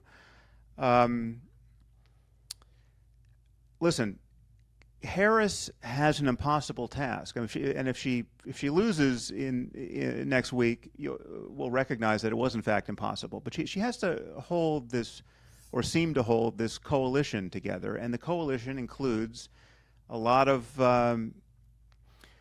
liberal and confused young people who think that, who've believed everything they saw on TikTok about the genocide in Gaza perpetrated by the evil IDF, right? I mean, she needs those people to vote, right? Otherwise, we will have a Trump presidency. So on some level, the fact that she is as tongue-tied as she is on this topic is easily explained, right? The fact that she must always turn the corner when expressing her full commitment to support of Israel and her recognition that Israel has a right to defend itself. Seemingly, she always has to complete that sentence with, but of course, we need a ceasefire, and there's been far too much death and destruction in Gaza, right? It's been unconscionable, right? She has to give that whole thought and never just the first part, right? Whereas the whole thought is completely incoherent. I mean, it is just in fact true that if you acknowledge that Israel is fighting an existential war against a death cult, that is using its own civilians as human shields, and you acknowledge that the IDF is doing a better job of that than we have ever managed, right, in terms of the ratio of the killing of non-combatants to combatants. It's something like 1-to-1 in Gaza, and it's been 1-to-9 in some of our conflicts with jihadists, right? So if you acknowledge that they're doing a better job than we have, you can't then complete the sentence with, but of course we need a ceasefire, and there's been far too much death and destruction in Gaza, and it's unconscionable, right? No, they're fighting a defensive existential war, and they're doing a better job of it than we ever have, and we should support them, right? That's the policy I want from my party, and that's the policy, whether we're going to get it rhetorically or not, that's the policy I think we will get from a Harris administration. I mean, if you look at what Biden has done, I mean, Biden in the beginning, immediately after October 7th, was great. I think Ben would acknowledge that his going immediately to Israel was great, and Israel has gotten a ton of support. I mean, in this latest, I mean, there have been hiccups, and there's certainly been rhetorical errors, but we have given more aid to Israel in the last year than we've ever given Israel. And in this latest mission, where they flew sorties over Iran, my understanding is that there were American planes in the air, ready to respond if any Israeli planes went down, right? So we are supporting them. What we aren't doing, and what Kamala Harris can't afford to do for purely idiotic political reasons now, is spell this out clearly in moral terms that would satisfy us, the three of us, because there are so many morons on the far left who have yet to vote. So I actually wonder about that, because when you look at the politicians who are successful in the swing states from the Democratic Party, that's actually not super true. So, for example, Josh Shapiro, obviously governor of Pennsylvania, Jewish, very pro-Israel, was widely perceived as a possible Kamala Harris pick, which would have made for another odd Harris-Shapiro ticket. But she didn't pick him specifically, I think, because she was afraid of this particular base. That guy has a 60% approval rating in the state of Pennsylvania, and she'd likely be walking away with that state if she had picked him, as opposed to the bizarro world candidate Tim Walz. The same thing is true of John Fetterman in Pennsylvania, who's been staunchly pro-Israel, shocking everybody on the right with his pro-Israel sentiments throughout this entire war. If you look at Alyssa Slotkin in Michigan, who's running for a Senate seat against Mike Rogers, they had a debate. In that debate, they both talked about Israel, and they sounded nearly identical, actually, on the issue of Israel. But there's also this strange phenomenon of a significant number, we've written about this in the Free Press, of Muslim voters going for Trump because they see him as the anti-war candidate. Well, I don't know how closely you guys have been paying attention to that. That's not flattering from my point of view with respect to support for Israel or their expectations of his support for Israel. I wonder if Harris, if it's not indicative of something ideological for Kamala Harris, the fact that she has not had a sort of Sister Soldier moment with regard to these campus protesters who've been making asses of themselves in the streets.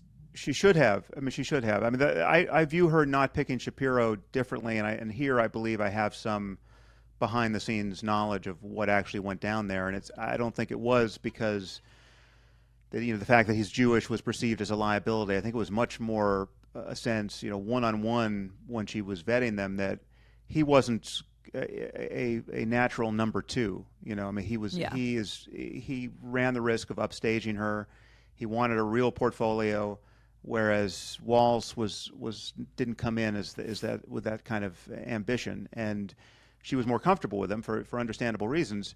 I think it was a mistake. I think I'd be happier if she had picked Shapiro at this point, and I would have been at the time. But it's. Listen, I think she, as has often been said, the Democratic Party is a weird coalitional party, and it bends around the political rhetoric in ways that you really don't have to worry about among Republicans because it's just not the same strange object politically. And is Harris having to pander to people who you and I don't agree with? Yes. Yes, but she is married to an observant Jew, right? Well, whoa. No, but the idea. Now we're going to get into Jewish observance. Observant by my standards, maybe not by your standards. Whoa. Okay. Not by any standard that I've ever heard. That Doug Emhoff is observant. If by observant Jew you mean that he occasionally identifies as Jewish to benefit the political campaign, okay, I agree. But we don't have to get into Doug Emhoff. Okay, let's go from Israel to Ukraine for a minute, because I think the three of us are part of a vanishingly small minority in this country that see the wars in Israel and Ukraine as being at least somewhat connected. But that's not how the two parties see things. The Democrats have their chosen war, which is Ukraine. The Republicans have their chosen war, which is Israel, seemingly at the expense of Ukraine. Trump has said some really remarkable things about Ukraine. He's called Zelensky the greatest salesman on earth. Every time he comes to our country, he walks away with $60 billion. He's expressed a lot of doubt that Ukraine can win. He's praised Russia's military, saying they beat Hitler, they beat Napoleon, that's what they do. And then J.D. Vance, Trump's running mate, has said pretty, to my mind, alarming things. I got to be honest with you. I don't really care what happens to Ukraine one way or another. Let's start with you, Ben. Sure. You are hardly an isolationist. I've always thought of you as someone that has a pretty muscular view on foreign policy. Does any of this alarm you? Does this sort of what I hear as, frankly, appeasement rhetoric toward Putin and Russia coming out of the current iteration of the Republican Party give you cause for concern? So, there has been this very weird gap between J.D. Vance and President Trump on this particular issue. And J.D. has actually acknowledged that gap in the past, that he, for example, has suggested that there be total defunding of the Ukrainian war effort, which is something Trump has never actually said. Right? Trump has been pretty cagey about what he wants to do on Ukraine, but when I have asked him about Ukraine, he has actually suggested that he would continue to fund Ukraine sufficient to essentially solidify the borders that are currently there, which seems to be, I think, the most realistic policy considering what's going on there right now, since it doesn't look like a Ukrainian liberation of Crimea or the Donbass region is in the offing anytime in the near future. And so then the question sort of becomes, how do you best get to an off-ramp that solidifies the lines and then deters future war? Trump seems to be more along those lines. A lot of the lines that you say, one of the weird things about when Trump talks about these sorts of things is that you can sort of read them both complementarily, and then you can also read them as those being derisive. So when Donald Trump says, for example, that Zelensky's a wonderful salesman, he walks away with $60 billion every time he leaves. Donald Trump tends to kind of like salesmen who walk away with $60 billion every time they leave. So is that a compliment or is that an insult? When Donald Trump is talking about the Russian military and their capacity to absorb losses, right? That's actually obviously true. And I think that one of the big calculations that's going on in Ukraine is the Russian willingness to simply endure enormous amounts of material loss. And that's not unique to Trump. That's something that historians like Victor Davis Hanson have pointed out as well. In terms of his actual policy, I think what Trump's actual policy looks like, he's actually never, he's been, if you think that he is an isolationist who's going to withdraw all aid from Ukraine, he's been shockingly unwilling to say that. Shall we say that? Which is a thing. He's rarely shockingly unwilling to say anything, but he has never said in any sort of context that he would full on withdraw American support from Ukraine. He's called on Europe to pay up more, right, which is the same sort of stuff that he said about NATO.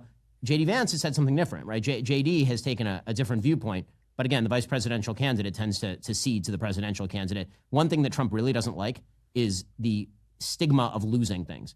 And so if he were to walk away from Ukraine and then Vladimir Putin were to stroll into Kyiv, I really don't think that President Trump would be very much in favor of that. Sam, do you want to weigh in on Ukraine at all?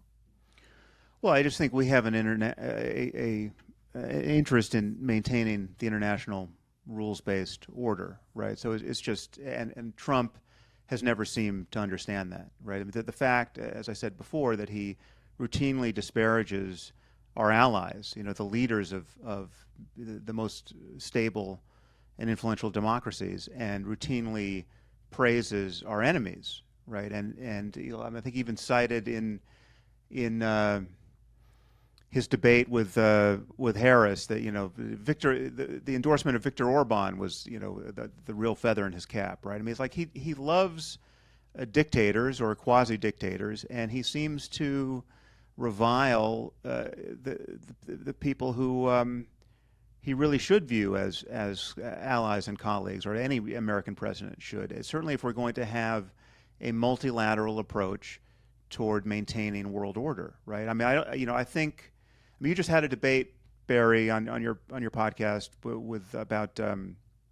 with Brett Stevens and Matt Taibbi and Jamie Kirchick and Lee Fang, I believe, and about whether America should maintain its role as the world's policeman, right? And clearly it should, but I mean that is a multilateral job, right? We shouldn't have to do that alone, right? And we can't be strong enough alone, right? So we need our alliances, and Trump has been the worst president in living memory in terms of actually understanding that and encouraging, successfully encouraging multilateral approaches to those kinds of challenges, and glad handing the world's dictators, especially those who are behind the very conflicts that we're most worried about. I mean, Putin is behind both of these wars, one of which the Republicans like, and the other. It's all one war. It's one war. Yeah. I mean, in my view. But Putin, if you look at Putin and Xi Jinping and the mullahs in Iran, that is the axis of instability that we need to worry about now. And they're trading weapons. They've got you can add North Korea to that. We've got North Korean soldiers showing up in Russia now, right? Yeah. And Trump imagines that none of this would have happened had he been in power, which I think there's no reason to believe that. Well, I mean, it didn't. Well, yes, it didn't. But there are many variables we could talk about. He even imagines that Hamas wouldn't have attacked Israel on October 7th. I agree with him. But Okay, I so agree with him. you think a death cult that is in fact suicidal is calibrating its behavior based on who the American president is? No, I think the death cult that is suicidal and is funded by Iran and told what to do in large part by Iran would have had a different condition on the ground if Donald Trump had been president, because Donald Trump would have brokered Saudi Arabia into the Abraham Accords by February of 2021, whereas Joe Biden decided to absolutely alienate the Saudis from day one of his administration, thereby leading to a breakdown in negotiations between the Saudis and the Israelis while he attempted to open the economy of Iran negotiating a nuclear deal. Yeah, I do think the geopolitical conditions make a very big difference in the discussion of what Hamas was doing on October 7th. I do, by the way, one quick comment, and then go to whatever you want to go to. I think that when we talk about the saving democracy or the international rules-based order, I think one distinction between sort of how Trump addresses foreign policy and frankly how I think a lot on the right now address foreign policy is that there's a lot less talk about, say, democracy or the international rules-based order, and there's a lot more talk about what America's interests in the world are, and I don't necessarily think that that's a bad thing. I think that the Biden-Harris administration likes to say democracy a lot while slow-walking aid to Ukraine, for example, or slow-walking aid to Israel, or condemning Israel for supposed human rights excesses in the Gaza Strip. And they like to talk a lot about the international rules-based order, which in my opinion absolutely does not exist. If there were an international rules-based order independent of American power and the threat of American power and the power of American allies, then it would simply self-govern, which of course it does not. There is no international rules-based order. It is international anchored to law our is power. a sham. There's no question. Yes, that's right. Yeah. And so Donald Trump throwing American muscle around. But Ben, there's a Yes. lot of people on your side of the aisle who almost seem to celebrate or, revel in the end of what was once called, the Pax Americana. And Yes, I'm and- thinking of J.D. Vance, I'm thinking of Tucker Carlson, I'm thinking of that entire wing of the party that, in my view, is, let's put Trump aside for a second, is very, very ascendant. How much does that worry you? I mean, that obviously worries me because I disagree with that. And one of these sort of internecine battles that's being fought on the right is over these questions of foreign policy. There's a weird horseshoe that's taken place in American foreign policy thinking where the sort of far right that you're talking about has sort of met the far left in its disdain for the use of American power and for the maintenance of American power abroad. I think that's ignorant. I think that's counterproductive. Obviously, I think that things as simple as freedom of the seas, which guarantee the actual affordability and working of the global economy, are due to the power and projective power of the United States Navy and her allies. And you're seeing that come to a complete crashing halt in places like the Red Sea, specifically because of lack of deterrent power, which is why everybody's now having to ship around the Horn of Africa. So, But we've been yes. talking about Kamala Harris, the sort of missed opportunity for a Sister Soldier moment, maybe with someone like Rashida Tlaib. Do you think that Trump could have had an opportunity for something like that with someone like Tucker? But I would point out that she was censured, right? Though, I mean, the far left of the Democratic Party has been shoved to the side by the normal Democrats in a way that the far right of the Republican Party hasn't been. I mean, we have, and this is sorry to interrupt you, Ben, but I just want to respond to what you just said. Again, you're grading Trump on a curve here. Like, I mean, Tucker Carlson was sitting right next to him at the Republican National Convention, right? I mean, Tucker Carlson, who just had this, I mean, say what you want about amateur historians, but I mean, his Holocaust revisionism on his own podcast is something that we all noticed, right? And it's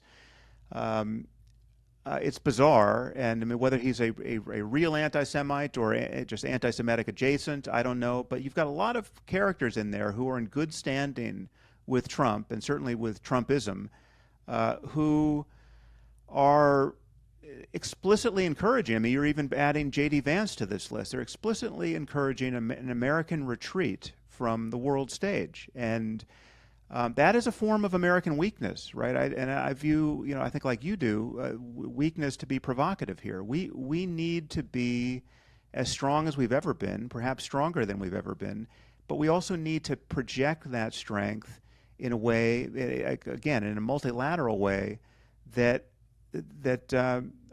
fills this vacuum of power that we're noticing, because it will be filled. It will be filled by China. It'll be filled by Russia. It'll just be filled by chaos. Right. No, so I agree with your analysis, obviously, of the world situation. I think that the sort of calculation you have to do when you look at both parties, and again, I agree with much of your assessment of Tucker Carlson, of whom I've been extraordinarily critical, especially on that particular interview that you're speaking of, or when he went to Russia to talk about bread prices or whatever it was. Yeah. That sort of stuff is, as you may know, not my bag. I'm not fond of it. The calculation that you have to make when you are making a vote between these two candidates on this issue, for putting all the other issues to the side, is which one is more likely to project American power, which one is more likely to actually project strength, which one is more likely to project weakness in the world. And here, again, I will return to what Donald Trump did during his first term.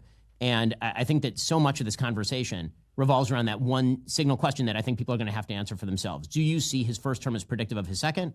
Or do you, like Sam, think that all of the guardrails removed, that he is going to be something completely different that we've never seen before, and we're sort of in the speculative position that we were all in 2015, 2016 with regard to a presumptive Trump presidency? Well, I think that is definitely the question most Americans are thinking about. And number one issue in this election and in so many others is the economy and inflation. And people look now at the price of eggs and the Barry, price of... before you pivot to the economy, I just want to Sure. close the loop on what Ben just said there. If Sure. what you say is true, how do you explain the fact that all of these four-star generals who worked in the capacity of being his advisor on these very issues of how to maintain world order, all of them have come out against him and in support of Harris, with no professional advantage for doing this? I mean, you know these guys are being inundated with death threats. Their families getting doxxed. This is a nightmare, right? And yet they're doing it, and also it's against the grain of what military figures do in general, because they want to stay out of politics. How do you explain their behavior if, in fact, Trump is more likely to credibly project American power in a sane and ethical way in the teeth of all the threats that we face? Donald Trump is a very difficult person interpersonally with his staff, I think would be an easy way to put that. You think that explains the kinds of sacrifices that these figures are now making? I mean, I think that it explains. They just largely didn't like that. their old boss, and No, I think that they feel they need to say it. No, I mean, I think that his treatment of them in some cases was extremely bad. I think that there are significant ideological differences with some of his past picks. I mean, that was true, for example, when he fired Rex Tillerson, who was his former Secretary of State. Trump is, as we've mentioned, and people may have noticed, volatile and unpredictable. The policy that emerged from his administration is a policy that, in fact, was quite good. So the question, again, is going to be whether you think that he is now going to swivel completely into something completely new and completely different. My bet is that Trump will look very much like Trump 1, and that Kamala will look very much like Biden 2. And if that's the bet, that's a clear bet for me. Okay for me to go to the economy now? Sure. Okay, one question on the economy, a few on immigration, and then we'll close. I know Ben has a trip to make, and thank you guys so much. Ben, you're a free trade guy. Trump has said that the most beautiful word in the English language is the T word, which is tariff. He's proposing a 20% tariff on all goods from other countries. Defend that. How can you possibly defend okay, that? so Defend again, that. I'm going to chalk this one up to bullshitting, specifically because I think he chalks it up to bullshitting, meaning that one of the things that he recently came out with in the last couple of days, which, again, seems to be a fresh proposal, is that we trade a tariff regime for the complete revocation of the income tax, which, frankly, looks a lot sexier to me than just tariffs on their own. If I have to trade higher prices for no income tax, that's at least an interesting proposal. One of the things that Trump tends to do when it comes to trade agreements is talk about how he's going to completely rip up trade agreements and he's going to tariff everything up to the sun. And he tends to use it as a weapon of leverage more than he does actually just tariff things randomly. So, for example, he said that he was going to completely tear up NAFTA and do a completely new trade deal. And it turns out that the completely new trade deal looked very much like NAFTA with some of the changes around the edges. Right? Donald Trump had suggested that he was going to heavily tariff Canadian goods that were coming in, and then he actually used it as leverage in negotiations with Justin Trudeau over other issues. So Donald Trump will stake out positions with tariffs that are sort of zero-sum positions economically, and then use those zero-sum positions as a way of cudgeling other countries into doing things that he wants them to do. So do I take seriously the idea that without any congressional legislation at all, he's going to be able to levy a 20% tariff on everything coming into the country? No, I don't. And I think that President Trump, as Sam has mentioned, he likes the wheeler-dealer image. If he is a wheeler-dealer, he tends to use tariffs more as a piece of leverage to get things that he wants, in sort of the same way that he used to say about NATO, well, maybe NATO's not all that important. You guys should increase your contributions to NATO. And the predictable result was the contributions were increased to NATO, and America did not actually stop supporting NATO. Sam, do you want to weigh in on the economy? And I don't know if this is a top issue for you, well, but go on. I mean, obviously, neither of us are economists, but I mean, the jury is not out on these questions. I mean, again, this is an example of Ben, and as everyone is forced to do, he's grading Trump on a curve, and in this case, you just discount what he says he will do, and imagine what he will really do. Well, because he did it. Well, no, again, based on past performance, based on what he's done in the past. Question, but he's told you that tariffs are his silver bullet, and that he above all this is the sweetest word in the English language, I think, above love, and he intends to impose them, right? And so all you can go on is the stated policies of the Harris and Trump administrations, by which to judge what's likely to happen. And the Wall Street Journal did that 2 weeks ago, and they went out, they surveyed I don't know how many economists, and 60% thought all of the variables like employment and inflation and interest rates, it all gets worse. GDP all gets worse under Trump, and 12% thought that they would get worse under Harris. Right, so you got 60% to 12% according to a Wall Street Journal poll of economists. Right, so that's all I have to go on. I mean, generally speaking, if you look at what tariffs tend to do, they tend to be regressive in all kinds of ways that you wouldn't want them to be. So, well, you and I don't disagree on tariff policy. I mean, I actually am quite anti-tariff unless you're talking about a tariff for purposes of protecting a security-laden industry, for example. But Ben, you're basically saying that what Trump does, and he does this time and time again, is he sort of, if you think of tug of war, he takes the last man position in the tug of war, not because he believes that position, but because it's his way of sort of shifting the Overton window on a particular subject. Yes. I mean, I'll give you an example. So when we held the fundraiser for President Trump, we had a conversation, and one of the things that Trump said to me, and this allows me to do my Trump impersonation, which, of course, everybody enjoys. Once you're in the Trump impersonation, you can't get out is the only danger. But I was speaking with President Trump, and he was talking about Ukraine and Putin, and he said, you want to know why Vladimir Putin never invaded Ukraine? I don't know if this story is true or not. This is how he tells it. Why Vladimir Putin never invaded Ukraine? The reason he never invaded Ukraine is because I said, Vlad, if you go into Ukraine, I'm going to bomb the shit out of you. And Vladimir Putin said, no, you won't, Mr. President. And I said, well, I might.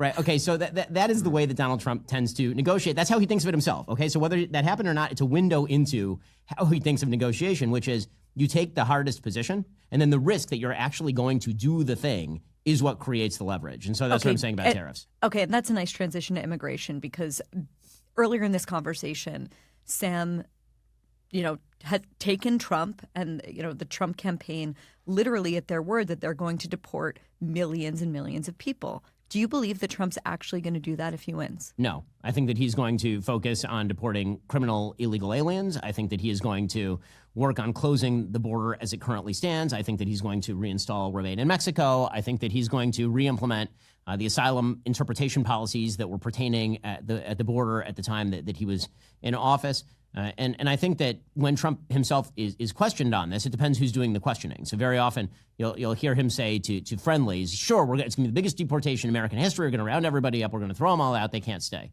And then when you drill down, then it'll turn out that and J.D. Vance does this too. He'll start talking about, well, we really have to focus on the criminal illegal aliens first. We have to focus on the people who we don't want in our country.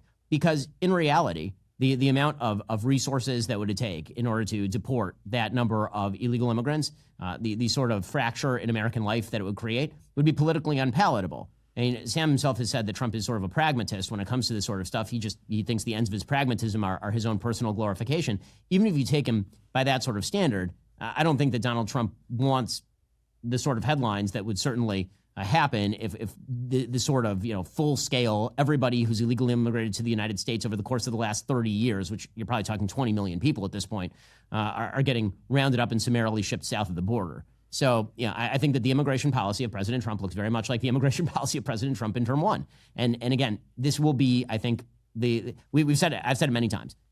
If you believe that Trump 1 looks like Trump 2 will be better than Harris 1. If you believe that it'll be out of the box, something completely new, something that you've never seen before, or whatever he says on a given day, then I understand the trepidation. I also think that is failing to interpret the gap between. I've played this game before. Hey, Barry started this entire conversation by reading a column that I wrote in 2016 about Donald Trump, in which I claimed that he was not going to be pro-free trade, that he was not going to appoint pro-life justices, in which I claimed that he was going to perhaps increase taxes, all these sorts of things. And I thought at the time, all of that is perfectly plausible because that's sort of what he'd said on the campaign trail. And then we actually got him as president. And what we got as president was a set of policies. And I liked that set of policies. And I think that he liked that set of policies because they were largely successful. And so I think he will imitate most of those policies. Sam, I think maybe the weakest, I think maybe the biggest vulnerability for Harris is the fact that she was meant to, forgetting the actual formality of the title, that she was charged with overseeing the border, and that since January of 2021, when Biden came to office, some 8 million migrants have come over the southern border compared to under Trump. There were something like 2.4 million encounters at the southern border. If you were advising her, and I know that we're in the home stretch of this campaign, how do you think that she should contend with that record? Well, I think she can, not on that issue, on all these issues we've touched.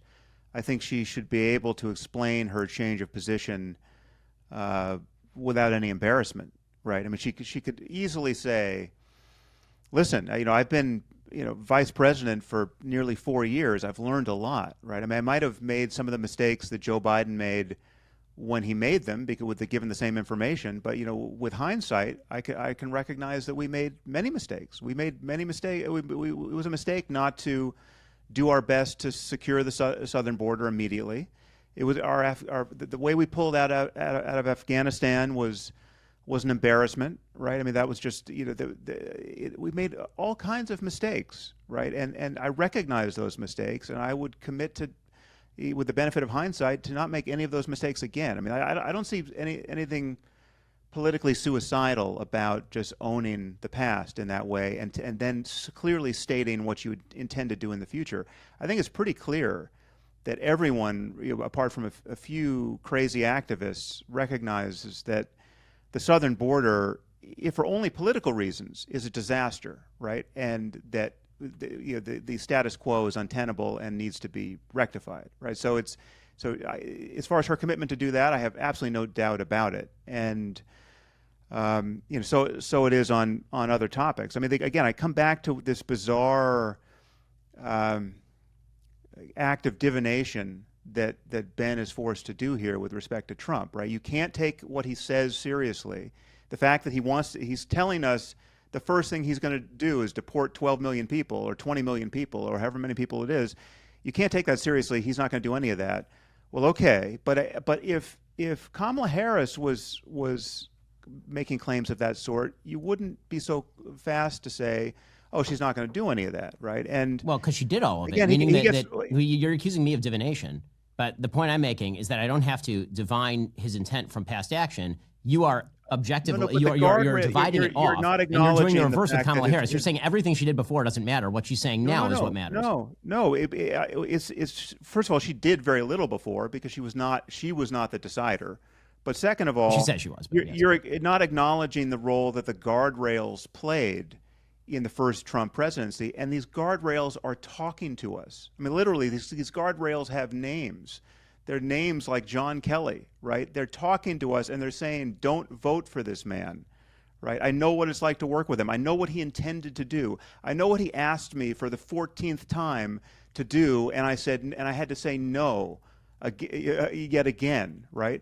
And the fact that you're not inclined to take any of that information on board, I view as a political problem, and it extends to everything. Like, I mean, honestly, if you just reverse the roles, if Kamala Harris had dinner with Nick Fuentes and Kanye West, I don't think I'd ever hear the end of it from you. Right Well, now, but It it's depends. a footnote to a footnote with Trump. Would she have dinner with Kanye West and Nick Fuentes, and then also have moved the Jerusalem embassy and legitimized the Golan Heights? Again, and I can done the freely Abraham admit Accords? I'm a fan of the Abraham Accords and many of the things that Kushner did and that Trump had him do. Yeah, I mean, I think that's it.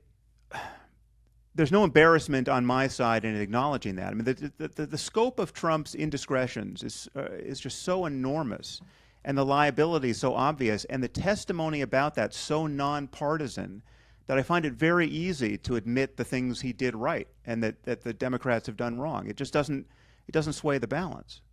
Guys, I know a lot of people that are not voting this year, or they're, writing in Mitt Romney or writing in Nikki Haley or writing in their mom or their dad or their aunt or their uncle. I'm curious if you guys see that as an immoral position. Do you think that there's a moral obligation to vote in this election? Well, it depends where you live. I mean, in California. Let's say I'm from Pittsburgh. Let's say you're in Pennsylvania. Do you think there's a moral obligation? I mean, I never find that formulation especially compelling because, I mean, if you don't know much of anything, like you're kind of adding noise to the system, right? It's like if you're going to vote at random, I don't think there's an obligation to do that. If you're an especially low information voter and you're just voting because someone told you how you should vote, I mean, it's like I don't really. The health of our democracy does not hinge merely on everyone voting. Right. I think we have a moral obligation to be informed and to add our voices to this conversation, if only by voting, especially when it matters. And I think, yes, in this election, I do think it matters more than most. Ben?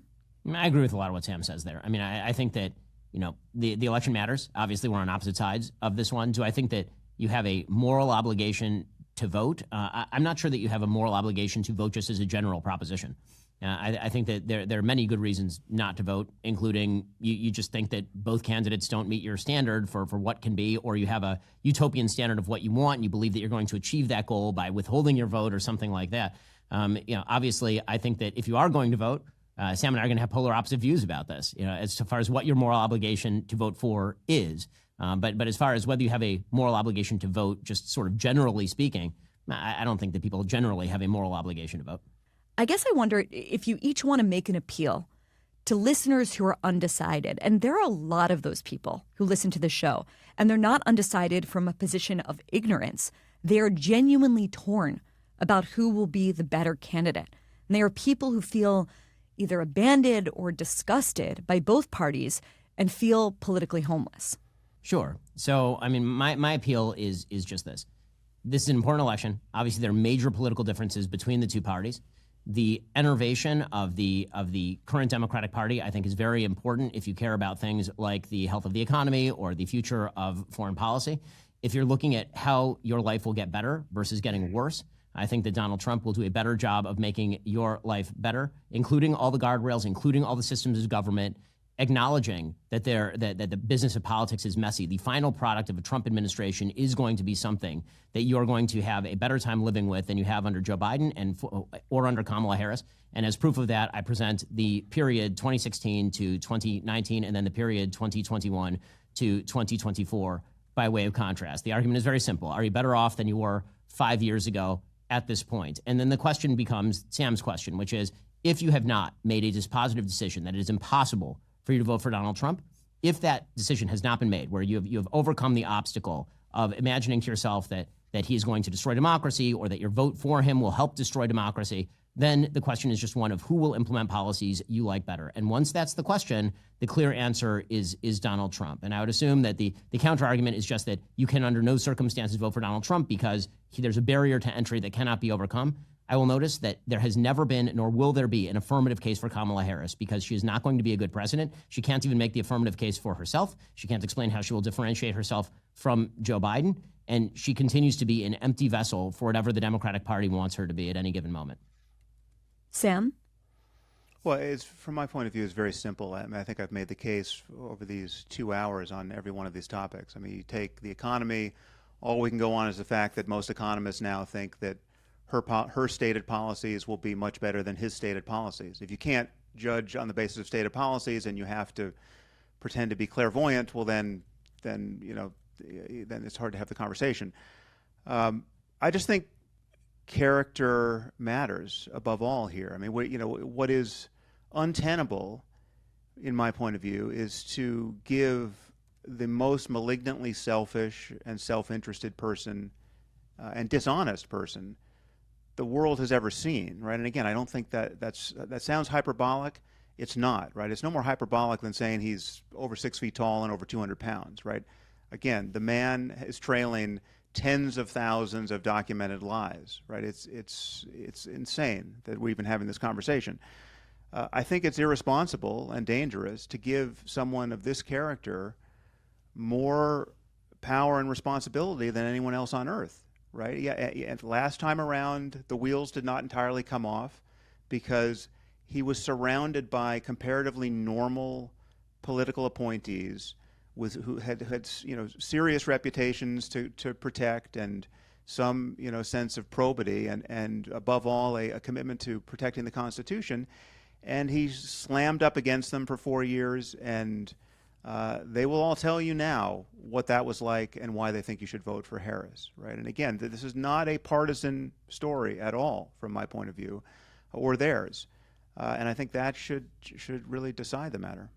The word normal has come up a lot in this conversation. Like, what is normal politically? And I think if I can sort of like look at us from 10,000 feet or maybe look at us from pre-2016, I kind of see the way that politics has maybe deformed everybody involved. In other words, Sam, one of the strongest critiques against you that's made a lot, and it came up a little bit in this conversation, is the idea that you have TDS, Trump derangement syndrome, basically a hatred of Trump so profound that impairs your otherwise, profoundly good judgment. And Ben, I think people would look at you and say, you're Mr. Character is destiny. You're a social conservative. You care about character more than almost anything else. You think it's our destiny, and here you are making excuses for Trump. Is there a way for us to escape? Maybe this is too stonery or philosophical a question, but is there a way for us to escape the way that politics is maybe forcing us to compromise our principles? Or perhaps you guys don't see it that way, but that's one thing that I'm leaving this conversation thinking about. Well, I would respond to the TDS claim. I think I might have already said this somewhere, but I just think, I think TDS is a cute meme, and it serves to shut down conversation. But the real Trump derangement syndrome, from my point of view, is to imagine that Trump's character flaws don't matter, right? I mean, that's to not care about a politician who lies with this kind of velocity and perversity about everything under the sun. To not care that that you have someone who, as a sitting president, wouldn't commit to a peaceful transfer of power, right? And maintains the lie that he won the 2020 election when there's absolutely no evidence that he did and abundant evidence that he didn't. And to not recognize that even just the maintenance of that lie and the requirement that his collaborators, like his current vice president, maintain that lie, that itself is provocative of violence, right? I mean, that is it's not. I mean, it would be worse if he solicited violence directly, but just claiming again and again and again that our democracy has been stolen and that the current president for these 4 years is totally illegitimate, that's dangerous, right? That's already a shattering of some basic norms of our democracy that we should want to unshatter. And so I think the real derangement is to have lost sight of how pathological all this is. And so again, my appeal to normal is just that, right? This is a highly non-normal situation that we should want to get out of. And I view Harris's candidacy and her possible presidency as above all a pivot back to normal. And I get to come back to a place where we started, because I think Ben and I and you, Barry, agree about a lot of the pathology on the far left, and we worry that our institutions have lost sight of the fact that they really should be recognizing their dependency on Western values, and they should be willing to protect those values. Institutions like Harvard and the New York Times. I think all of that gets better under a Harris administration, and all of it gets worse. It's already the pendulum is already swinging back in all those institutions. Everyone's at the end of their patience with wokeness. But I think if we get 4 more years of Trump, it's going to be all woke all the time on the left, and it will seem to be justified given the way he talks and given the kinds of alliances he's formed. Again, you got Tucker Carlson sitting right next to him in a box seat with no daylight between them, right? And there's a rogues gallery behind Tucker. And so, yeah, the far left will continue to react to that, and our institutions will continue to lose their moral compass. Ben? As far as the sort of character as destiny argument, the argument that I would make is that it's not the character of the president that's the destiny of the country. If that were true, then we've had a lot of big problems before. We've had many presidents, unfortunately, who have lagged in the character department, ranging from JFK to Bill Clinton. But if the question is the character of the American people, and that being its destiny, it seems to me that the character of the American people can only be built up at the local level with community values that are free of politics. And that can only happen when the stranglehold that happens, definition of values by the top-down institutions in our country, by people like Kamala Harris, or by the federal government, or by the media, when that stops and there's a return to a sense of community in the daily lived life that people actually want to engage in, that is where character is built. And that's where the character of the country is built. It's not built by Kamala Harris being a massively wonderful character. Obviously, we don't have to get into her history politically, but let's just say that the sort of sterling character references on Kamala Harris, I think, are somewhat overdrawn, to put it mildly. I think that when we look at the character of our politicians, if we believe the character of our politicians is the destiny of the country, then we are certain to have a bad fate. If we believe the character of the American people is the future of the country, the question becomes, how do we delegate the most power back to the American people to live lives of virtue? And to my mind, there's only one party that is even attempting to pretend to talk about doing that, and that is the Republican Party at this point, with all of its flaws and with all of its myriad excesses. Ben Shapiro, Sam Harris, my fantasy Harris-Shapiro ticket. Thank you so much for coming on, honestly. Thanks a lot. Thank you, Barry. Great to see you both. Thanks for watching this debate. If you liked what you see here and feel like the country needs more fearless, high-integrity conversations with people that disagree with one another, you can support our work by going to the Free Press's website at thefp.com and becoming a subscriber today.